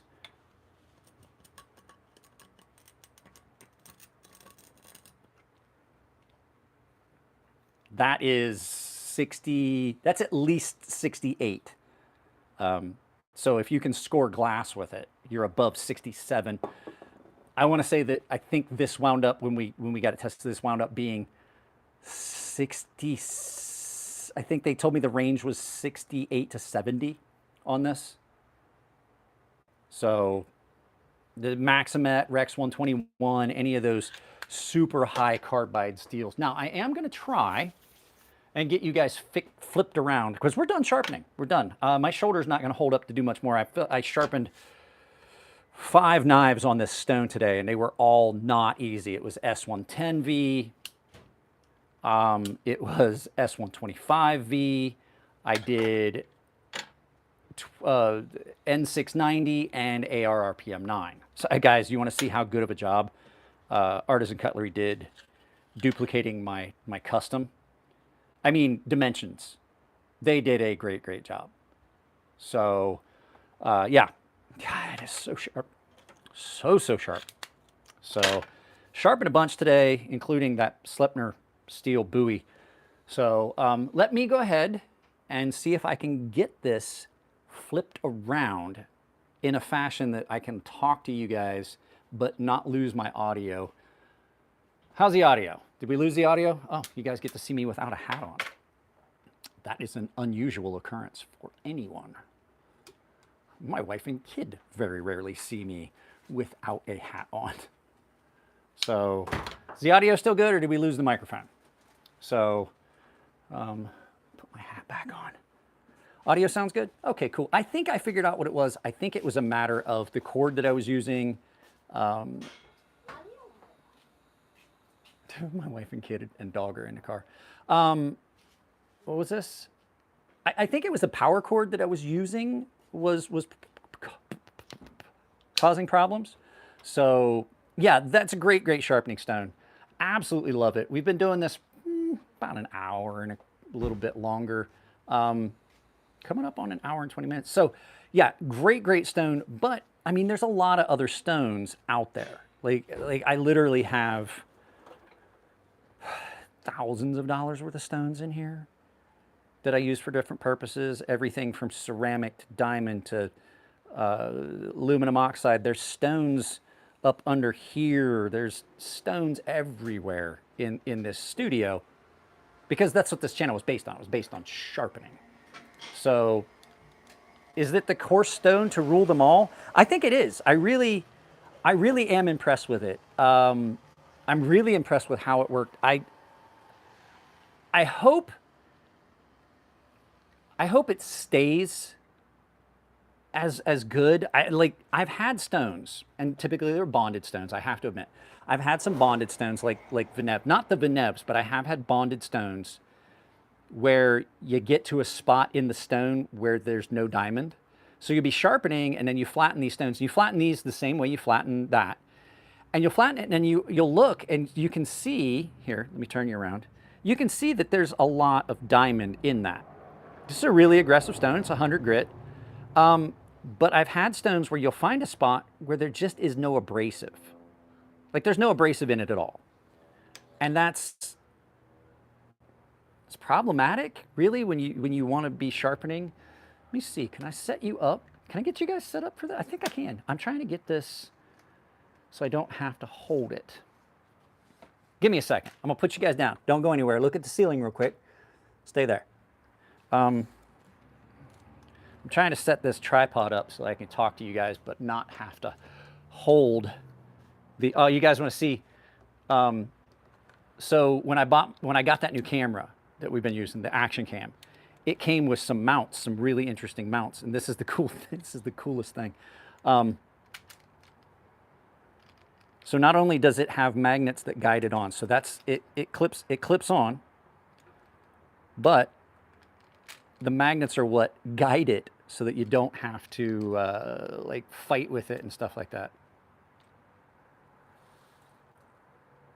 Sorry, I didn't mean to turn it off.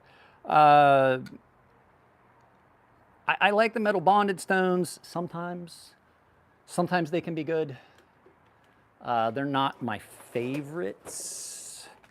But we've agreed that a lot of times diamond stones, especially like the diamond plates, like how did the audio change at all? Sometimes those diamond stones, the bonded or the diamond plate and things like that are like set in nickel, sometimes those actually don't get you where you want to go because the aggressiveness of the stone itself is just too much. And so it like causes inconsistencies in your edge, then the thing tears off, your burr tears off prematurely, and you just can't get the edge you want with them. So I'm really a big fan of this. I wish I'd gotten one. I mean, they're so expensive. Like I wouldn't have it if Aiden, the gentleman that just posted that comment, if Aiden had not sent this, I would not have this stone. So studio is a horrible mess right now, guys. It really is. There's just stuff everywhere right now. I have not had the mental, big buddy, 99 cents. Thank you very much. I appreciate it. 99 cents. Every dollar counts. If you guys do want to support the channel, you can drop super chats, but I would much prefer that you just use the affiliate links down below. So, I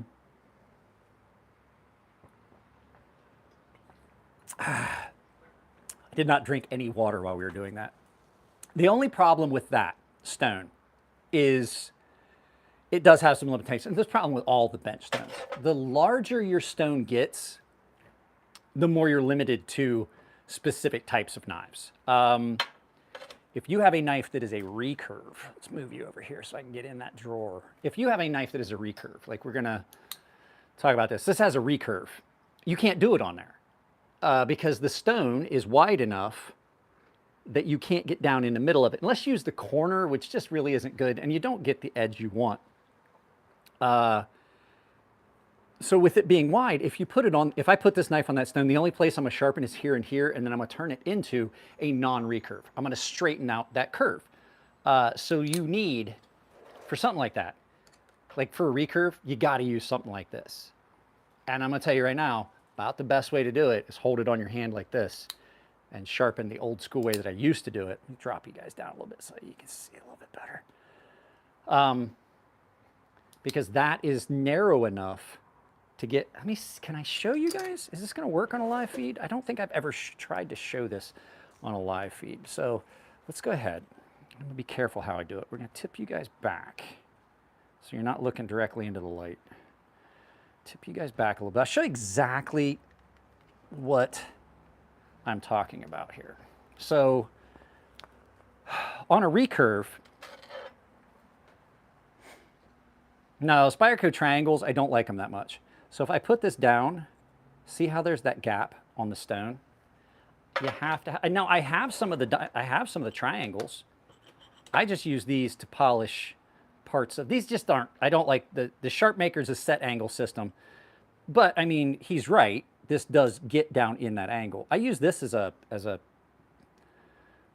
like a touch-up, almost like a strop rod. But you need something narrow to get down in that curve. You can't do it on a flat stone. I don't necessarily like that. Let's see. You guys see the gooseneck that you're on? That gooseneck, someone sent me this gooseneck.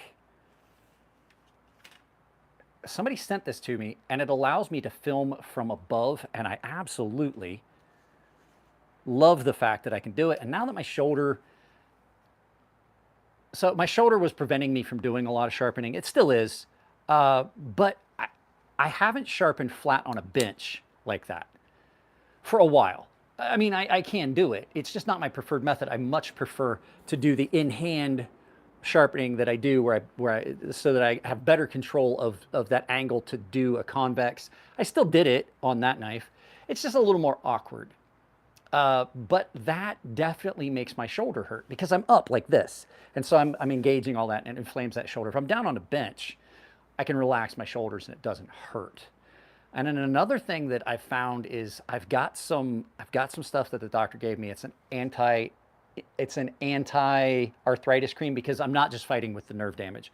I'm absolutely fighting with a lot of arthritic inflammation. I've had 4 shoulder surgeries. I don't have a collarbone past here anymore. It's like, it's just one of those things. So I'm going to end that on there. I'm going to look here. I'm curious to see 25,000 views on this live feed. And there's only 90 people that have liked this. So if you're watching this and you haven't dropped a like, I'm not asking you, I'm not saying you got to drop a super chat. I'm not saying, I appreciate it. It's cool. Like I said, currently on unemployment because I got laid off. But if you just would drop a like, that's all I'm asking. That part's free. It's free 99. That's my favorite price. 25,000. 25,000 people watching it. It's just being held together with bubble gum, paper clips, a little bit of probably some baling wire and a couple bungee cords. I did get a lot of new subscribers on this, and that is really, really cool. So if you're a new subscriber, guys, I've got we're just hanging out right now. I got 3,000 videos on this channel total. So there's a lot of stuff for you guys to watch, binge watch my stuff. It's a lot of fun. I'm going to do an in-depth review of this knife. Absolutely love this. We're out here. I've got so much stuff out here available for us to look at. Next time I do a live feed, we're not going to do it in the house. We'll do it out here now that it's cooler. Open up the garage and we'll just look at stuff. I got, guys, literally, if you haven't seen it, knives. There's knives there. There's knives there. There's knives there. That's a milk crate full of fixed blade knives. That's knives down there. There's a box of knives there. There's knives here. And guys, that's not even my knife cases. That's just what's on those shelves. That's not counting what's here. Ricky and Best Damn EDC gave you a big shout out, so hopefully that helped. Wow, Best Damn EDC gave me a shout out. That's awesome. When did that happen? When did that happen? I mean, hopefully that didn't, I just caught the cord. Hopefully that didn't, did I just screw up the audio? I caught the cord for my lavalier. Did the audio change? Ricky and the Best Damn EDC. Ooh. Let's start controversy talking about sharpness and let Brad touch your knife. I've had people tell me that oh, well, if you're taking something up to a super high grit that you're going to lose the tooth. And that is, they're it's not sharp. You can't cut anything with it. It's not aggressive. a lot of cases that is absolutely correct. It's accurate. Some steels are much more inclined to allow you to go up further in grit and still maintain an aggressive edge, because it's just because of the structure of the carbides. It's like, here, let me I have this is a coarse silica carbide, or silica carbide. So this is a carbide. So this is something that's kind of similar to what's in steel. This is aggressive.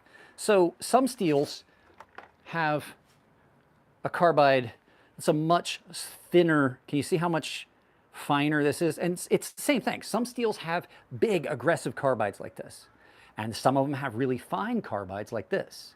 And so just in that, some steels will stay more aggressive at a higher grit, if you know what I'm saying. So you have more aggressive, oddly shaped carbides.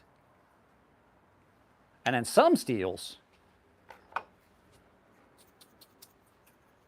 have got carbides like this. Some steels have massive carbides. I find that I gravitate towards steels that have the larger carbides, as much as I will admit that some of the innovations in steel and steel formulation are amazing. They might not always be for me.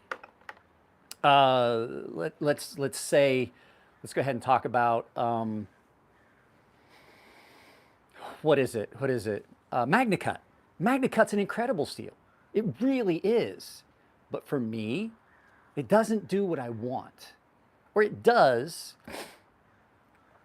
but I got a snotty nose. I got allergies. I got bad allergies. It's killing me. My eyes are itching. I took some allergy medicine before we did this, and I apologize if I sound like I got a snotty nose. It's just my nose is all plugged up. As good as those steels are, they have a tendency to need to be sharpened at a much more aggressive grit. You need to stay lower in the grit for them to be the aggressive cutters that you want. And I don't necessarily like that. So 14C28N, I can take 14C28N to 5,000 grit, and it's pretty much as aggressive as it is at 400 grit. Not quite, you know what I'm saying, but like it's still aggressive. It doesn't lose its tooth. You can still cut things like line that you need a coarser edge for. When you get further up in the grit, your carbides are what's doing the cutting, because now your micro serrations that we talked about, that are the sawtooth, they're finer.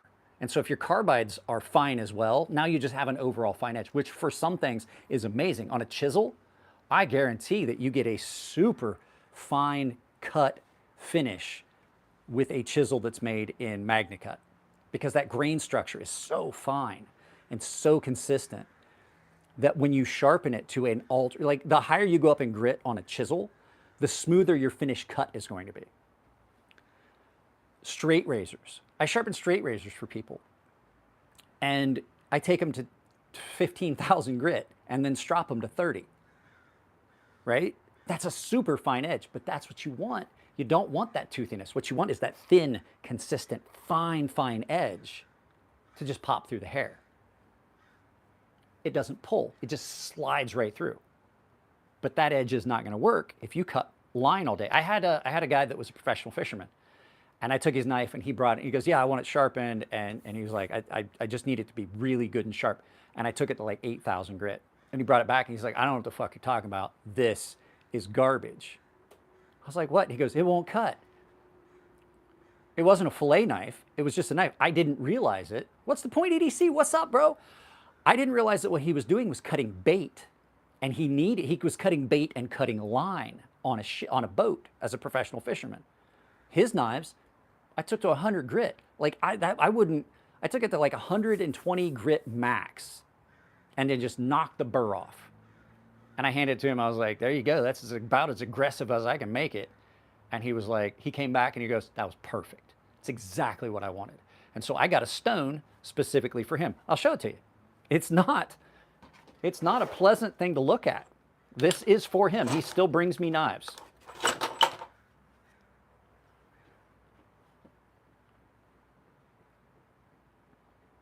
That is the silica carbide version of a cinder block. See that? This is as coarse as I can get his knives now. It's a 50 grit stone. He loves it. 50 grit. But the fact is, I sharpen his knife at 50 grit. He's went through some knives. He's went through some knives because of it. So, oh geez, I had some guys that called for some really, really thin angles on stuff. But that stone lives here because he still pays me $20 a knife to bring it in, and like 3 passes on that stone, and I'm good. And I just knock the burr off on a piece of 2x4 and give it to him. So I mean, but that's what he wants. He wants. I'm like, you should just get like a saw.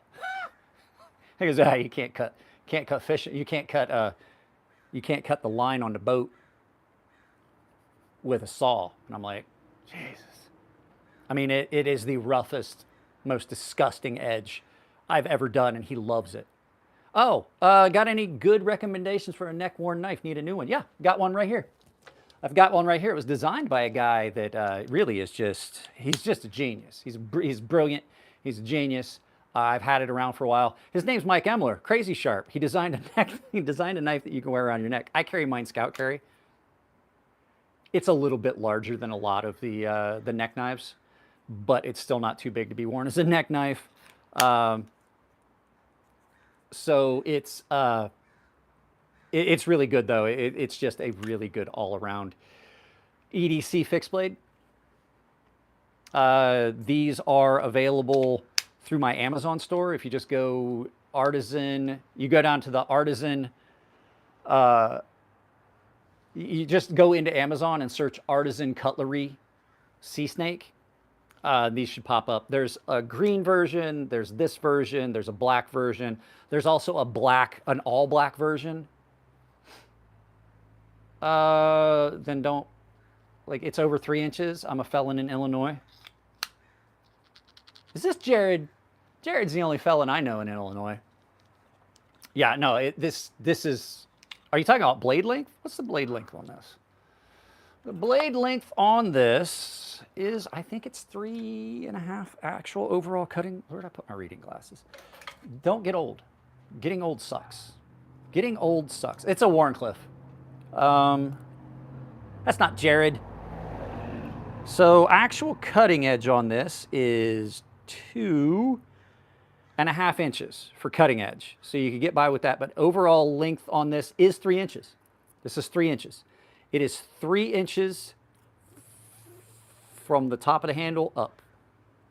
So, oh, this has a little burr on it. So remember I was telling you guys about the little burr. So when you're sharpening at the tip, when you're sharpening at the tip, you get a, no, I'm not. You get a little bit of a hook on the tip. And so it's really easy with one of these. These things are great. I've done satin, I've fixed satin finishes on knives. These are those little sponge, woodworking sponges. This is 120 grit. 120 grit is usually what the, what's the knife? This is the sea snake that I designed. Like I said, you can pick this up at Amazon. Just use my Amazon store that's linked in this video. Actually, all of you that are watching, if there's like a bunch of you, like I see there's 116 of you, I have an Amazon store that's in the bottom down here. Take that link, pin it to your browser, and use it for all of your shopping. It absolutely would help the channel so much. It doesn't cost you anything extra. But this is the Artisan Sea Snake. I designed this. I did. It's my design. Wait, now I'm removing that burr off the very tip of that knife. The little burr. Oh, almost tripped over the tripod. So I designed it to be an everybody knife. That was the whole point of designing this. I was working construction when I designed this. I was working construction. I had to wear gloves, I kind of look like I work construction, don't I? Kind of look like it, act like it. There's my Amazon store right there. All of you watching, take that link, pin it to your browser, use that for all your Amazon shopping. If we did that, I wouldn't have to worry about how I'm going to come up with the money to buy knives for the channel, because I don't get these knives because I want all these knives. I'm telling you right now, like it's overwhelming. I did the mental math, and between what's here, what's in the storage area, and what's in my storage container, like I rent a storage unit, I've got like 600 plus knives. And that's just me doing an estimate, knowing what size, like how many knives would I put in each box. I've got 300 plus knives here. There's almost 100 fixed blades in this box here, and there's that many in the box in the house. There's literally a ton of knives here. Why did you go to jail? I didn't go to jail. I didn't go to jail. So at any rate, this was designed while I was doing construction, because you're wearing gloves, and sometimes you're wearing 2 pairs of gloves. We were talking about somebody else. Wearing 2 pairs of gloves, because you have, sometimes you need an extra set of gloves depending on what you're working with, like especially when we're working with plants and stuff. Anyway, it's really hard to manipulate a knife with gloves on. And I was like, well, I want a knife that's in the same size range. Like really, it's in the same size range as a folding knife, or even smaller. This is a PM2. This is a Spyderco PM2. And as you can see, this was meant to be a smaller knife to begin with. There is going to be a folding version of this, but done as a drop point.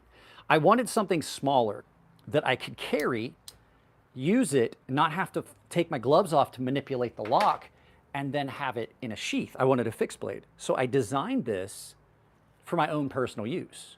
And I made a custom, I sold it, I made a custom, and I sold it, I made a custom, and I carried it, and then I refinished it and sold it.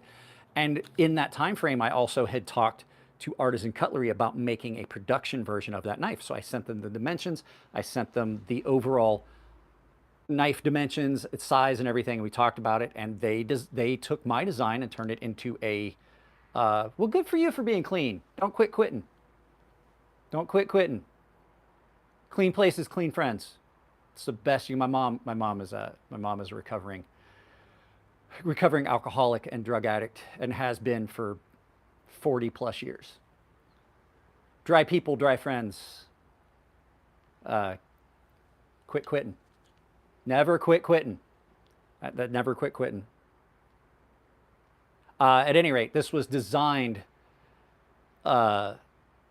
This was designed to fit that purpose. So this is a nice little fixed blade. At any rate,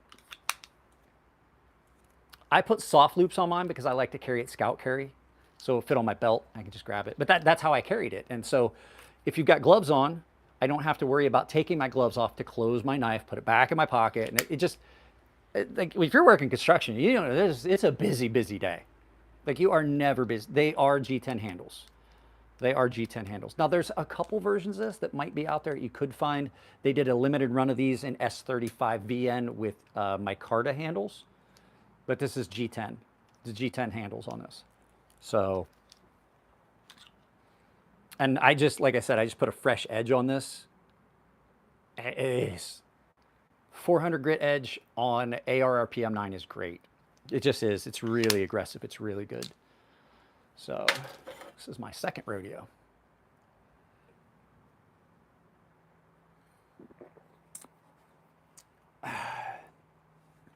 VG10. VG10's good. I like VG10.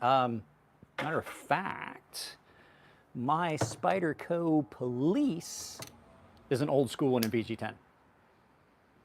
And this just got a fresh edge on the stone we just finished sharpening with. What's up with the drop point version? Drop point version is coming as a folding knife first. So there is a drop point version of that knife that's coming.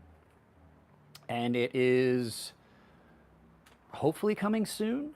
So there is going to be a drop point version of this knife. It's coming soon. Hopefully it's going to be a folding knife done by KATSU Knives.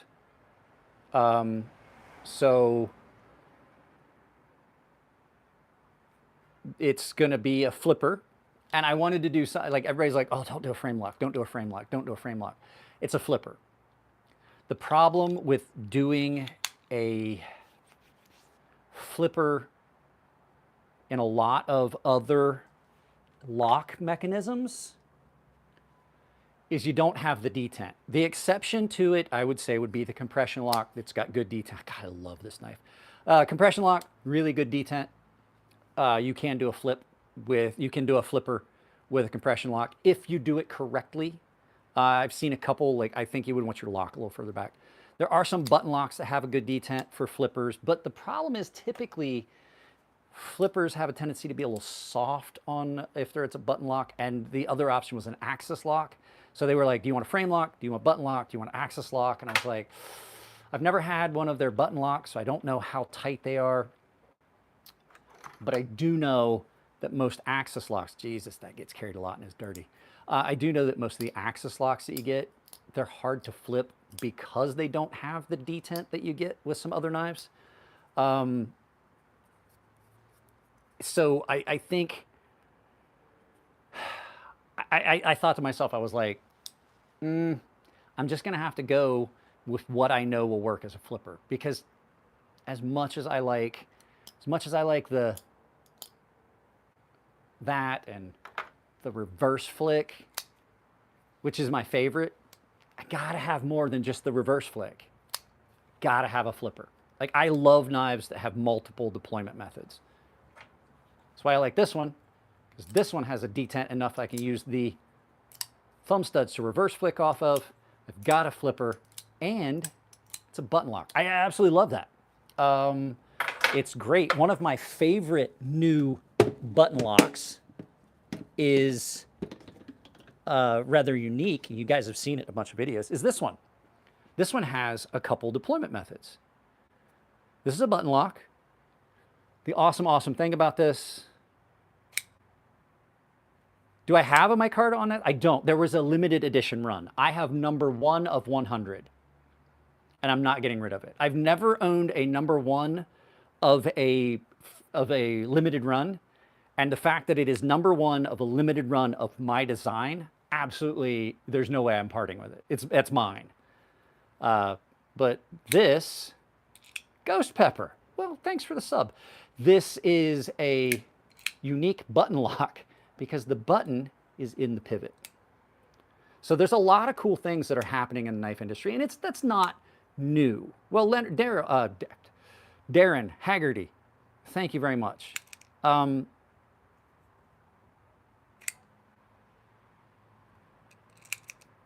is awesome. And there's a lot of new innovations that's coming. I did a video about the best lefty knife locks. And somebody was like, I said something about the compression lock. They're like, oh, I'm done with these gimmicky locks. This is one of the best locks you're ever going to find. This thing is super strong, easy to manipulate. It's like having a button lock, but with the strength of like a triad lock. It's awesome. And then if you add this on, which is a CME, CME, compression made easy from OCD for EDC. You can get those here. It's absolutely a game changer. It makes the compression lock so much better. And it's a super safe lock because if you look, when I push that button, that knife closes. That knife closes and you don't have to, like, this knife is dirty, it gets carried a lot. That knife is going to close on, and you don't have to travel. There's a lot of knives that you got to like put your thumb in the travel blade, and if it's super smooth, like my Grimsmo Norseman, you can cut yourself. Do you clip it on? Yeah, in my pocket. That's a pocket clip. It just sits down in your pocket, so the only part of the knife that's sticking up is that. Oh, do you clip it on? No, that's glued on. So it's just simply super glued on there. So that's super glued on the actual lock face of the knife. I've got one on this one, and I've got one on the PM2. So this is the military 2, 9.5 inches overall, and this is the PM2, which is, in my opinion, even though I love this knife more, this is the better all-around EDC. It's a better all-around EDC. It's a better size factor. It's just more versatile for the average person. Like for me, I'm 6'3", 230 pounds. I wear triple XL gloves. The construction company I worked for had to order gloves specifically for me. No, this is the S90V PM2. I dyed the scales because they were teal and I didn't like it, so I dyed the scales. This is crew wear. This is the military too. And so, like, people got confused. I did a video about that, and they thought this was a PM2 and this was a Para 3. And I had to keep telling them, I was like, no, it's just the fact that I am not an average sized person. That is a PM2 in my hand. As a PM2 in my hand. It's gone. This is a 9.5-inch knife. And a guy was like, no, you got it mixed up. That's a PM2, and I was like, no. I'm just not a normal sized human.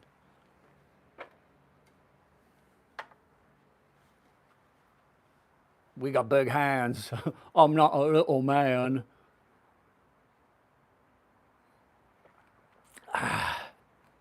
So, yeah, and you guys want to see. So somebody was asking me, really fancy knife. I'll go for a little bit longer. This is fun. I did one of these on Monday. I wasn't going to do one today. Tomorrow is a video going up because, God, guys, this is insane. My daughter has her college orientation. What was this? I understand what you meant by a certain tooth on the edge. I was butchering if you dropping and skinning blades and need a low grit. Yes, I needed it smoother. What's my favorite fixed blade? Ooh, that's a tough one. That's a tough one. I just recently, I have to say, ooh, I got so many fixed blades, so many fixed blades. I have 3. Like I can't just show you one. I have 3. They're all kind of tied. Actually, no, I do. I can say I do have a favorite. I absolutely have a favorite. And it's a piece of trash. It really is. I have a favorite fixed blade. It's my favorite fixed blade. My dad made this. My dad made this when I was like 7 or 8 years old. It's an old corn cutter. It's an old machete blade that he just ground out, put an edge on it. That's my favorite fixed blade. It's not a good one. Matter of fact, it's a horrible one. Now, if I had to pick like anything that's just like my favorite that like I'm actually going to carry, I have 3. They're all tied. They are all tied, all 3 of them. I got them all here because I pulled myself a pull-out. I basically made a drawer.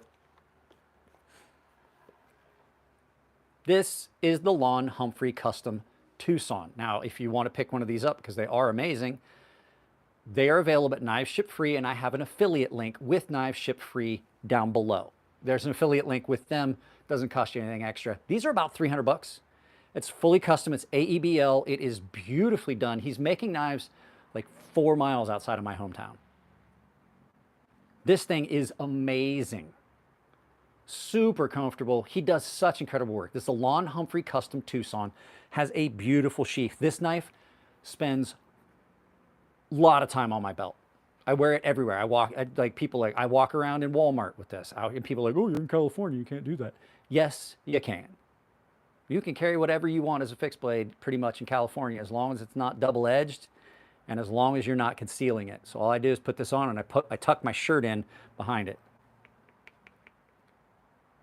This is one of the best knives I've ever been sent. And it is ridiculous the edge that this takes. Perfect heat treat on this AEBL. These are all tied.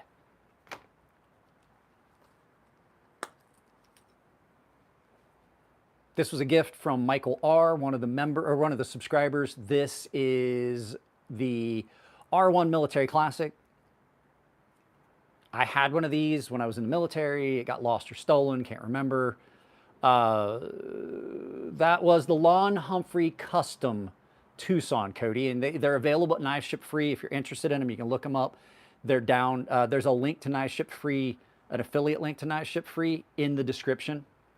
that supports the channel, doesn't cost you anything. But this is the R1 Military Classic by Cold Steel. It's in Sanmai 3 steel. This gets a lot of carry time when I'm walking around, taking the dog for a walk, things like that. This thing is incredible.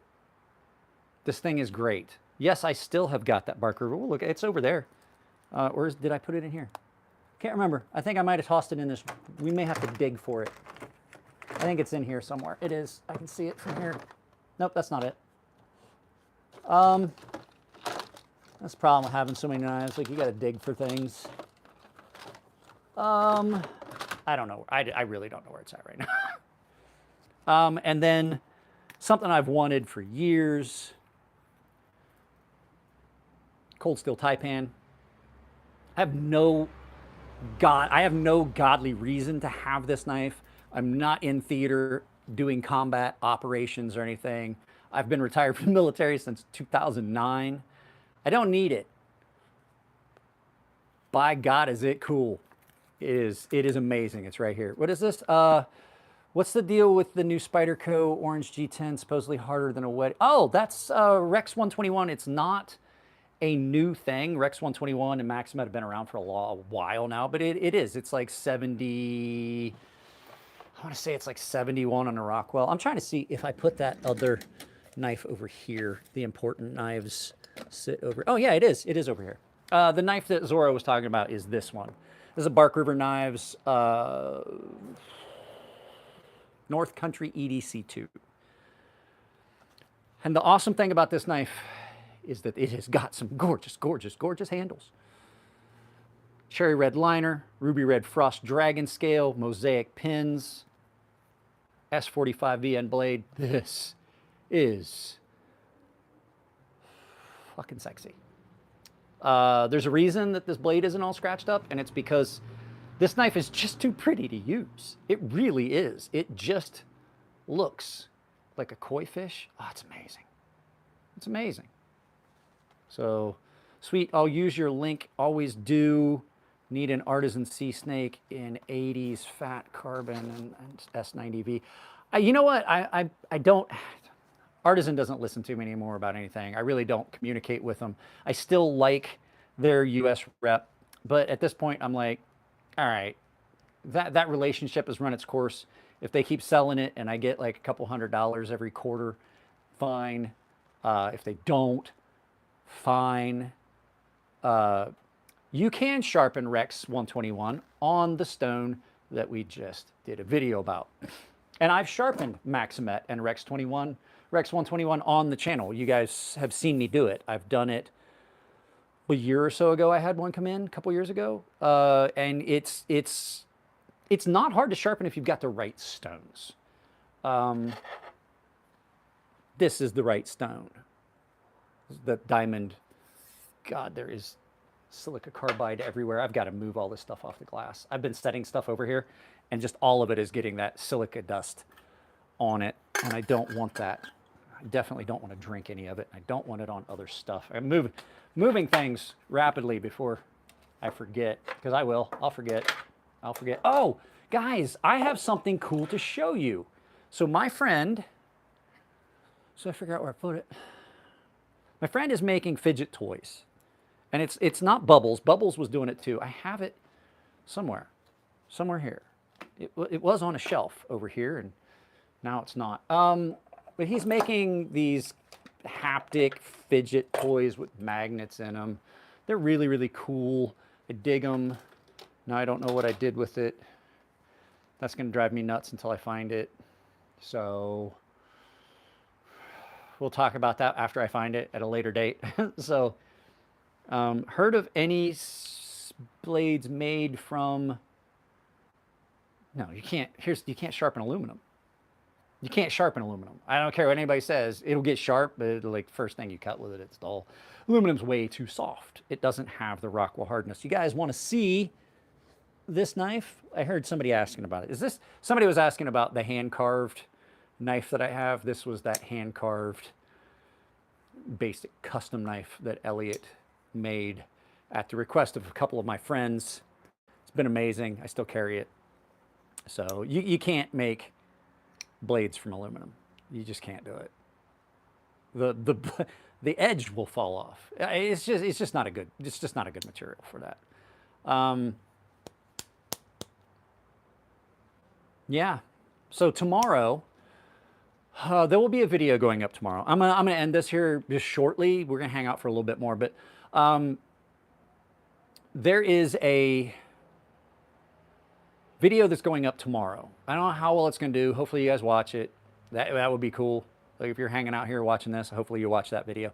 I do know a lot of my live feed subscribers don't translate to actual like watching my long form content. Wow, that's a lot of people.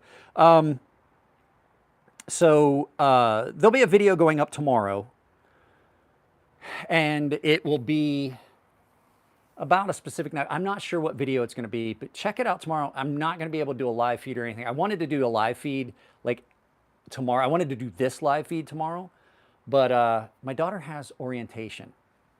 So she starts college on the 23rd. My 16-year-old daughter starts college on the 23rd. And so I want to go to her orientation. So it's any experience with Gerber 440 steel? Yeah, it's trash. So the orientation is tomorrow morning, and by the time we get back, I guarantee I'm gonna be worn out. So it's kind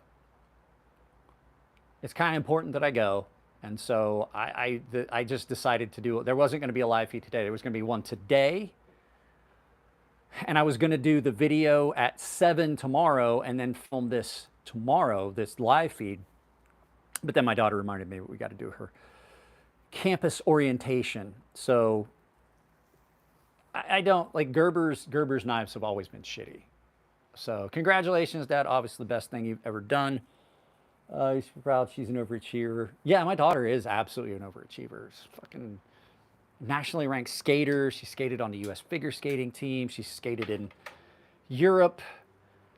She had a couple seasons where she was like she took every, she won every competition she entered. She's fighting with some injuries and stuff now. She had some health problems. She graduated high school early. She's starting college early. She already has a paying job as an intern. I mean, she is well above what I ever expected, being poor white trash and then having a kid. I mean, I grew up poor white trash. I joined the Navy, met my wife, best thing that ever happened to me.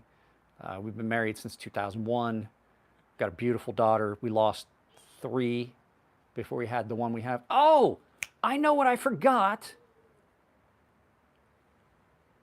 I know what I forgot to tell you about burr removal. There's a trick. There's another trick besides, I showed you guys, I was going to show you a couple. This is a wine cork. Now you can't use the plastic fake corks. I knew I was going to show you guys something else.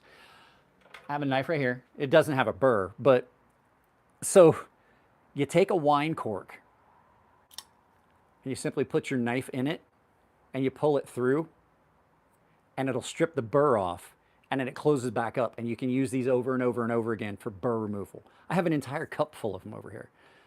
These work better, I will say, these close knit ones work better than these ones. These ones are the champagne style corks. They're not as tightly bound. They're harder, but they're not as tightly bound really as these ones. And it does a really good job at pulling off the burr while you're sharpening. I have a whole handful of them. I don't drink wine, and I really don't like champagne, but I have friends that do. So I forgot that I had those. I have a little cup that I keep them in with extra leads for a pencil and a gel highlighter and a Ferrum Forge Knife Works 6-inch titanium ruler. How many of you guys know what this is?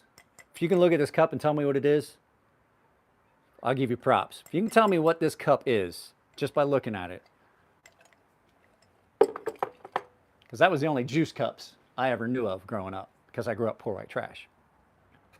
If you can tell me what that is, I'll give you props in the chat. What is running? Did my wife start the dishwasher? Hang on, I gotta see what's... My wife started the dishwasher. So, ask moms with more than 2 kids. You'll have plenty. It's not Smuckers. It's not Smuckers.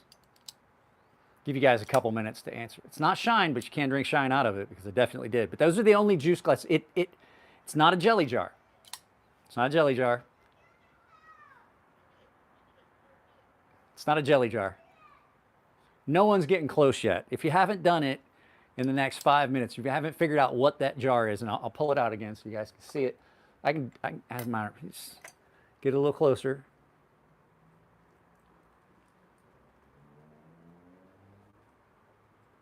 Get a good look at it. It's not applesauce. It's nothing to do with fruit or vegetables. Nothing to do with fruit or vegetables. Nope, no fruit or vegetables. It's 100% a meat thing. It had meat in it. What type of meat?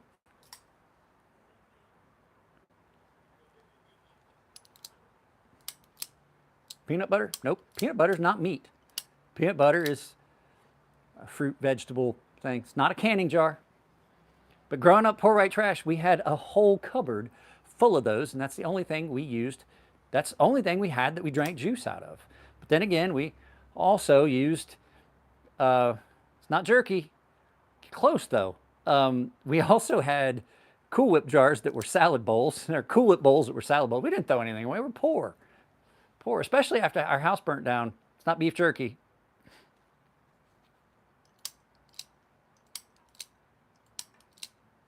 What did you... I'm trying to see here. Nope, no one has hit it yet. Not Slim Jims. Not even the mini Slim Jims. It is not a deer ball. We didn't throw anything away. We never threw anything away. Not pork belly. I'm going to let you guys know. It is the dried beef. The armor, that's that armor dried beef. You pull the top off, and it's got all the slices of dried beef down in it. It's in a cup. And you pop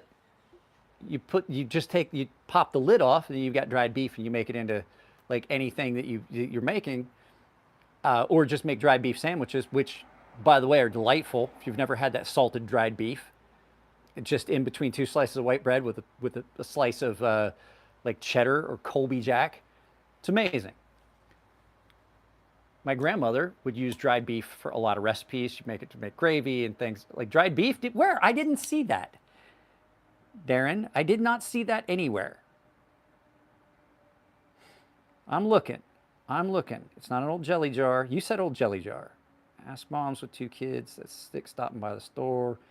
Burr removal. You may have said that, or you may think that you said it, but I'm scrolling through, and I don't see anybody that's... Oh, chipped beef from Armor. It's not chipped beef. It's dried beef. That's why. It said chipped beef. But he was close. Dried beef from Armor, and then you turn that into shit on a shingle. Jerky's a little bit different. Jerky is nowhere near as salty as dried beef. You can make yourself sick on dried beef. But when me and my dad would go fishing, my dad would grab a jar of that. Like on the way, we'd stop at the little place on the road, wherever we were going, and he'd stop by. If they had he'd grab a jar of dried beef and ask them for 8 slices. He's like, just weigh it up. I'll pay whatever it is. I only need 8 slices of whatever cheese it was. And he would grab a loaf of bread, and we would just take the bread home. And he would get a jar of that. And 8 slices was enough for each of us to have 2 dried beef sandwiches while we were out on the lake. And the thing about the dried beef was you didn't need to keep it refrigerated. And all you needed to do for the cheese, because it had paper in between it. When they would slice it up, they'd have paper in between. Like, I don't know if they still do that, but when they would slice it and put paper in between each slice, and they would weigh it out, and he'd pay for it, and you didn't have to do anything with the cheese except keep it in the shade. Colby Jack, 2 slices of white bread, 2 slices of dried beef, another piece of chip bread, and it's delicious. Interested in Shade Indonesia. Can you tell me about his knives? I just sharpened one. Go back and look at the very beginning. Like, go back to the beginning of this. That's what all this was about. Would you rather give up coffee or knives? Ooh, that's a rough one. But I would definitely do without coffee. Tea's not bad. So, guys, I'm going to get out of here. I got to clean up this mess. I got to get everything ready for tomorrow's video to go up. And I got to, are you in a hospital? No, I'm in my studio, Corn Pop. Are you in a hospital? That's a better question to ask. So that's my green screen. That's the green screen I use for when I film videos. When you watch the intro, I sit in front of it, and then I edit that out of the background and replace it with something else. Yeah, Corn Pop was a bad dude. The armor plant. Take care, fellas. Guys, I love y'all. Thanks for hanging out. If you are new to the channel, please make sure you subscribed and check out the videos that I've done before. A lot of videos up on the channel. I love you guys. I gotta go. I haven't eaten anything yet today, so I think I should eat something. It's almost 4 p.m. and I haven't eaten a goddamn thing today. So stay sharp, keep your powder dry, keep your pecker in your pants, and I'll see you next time.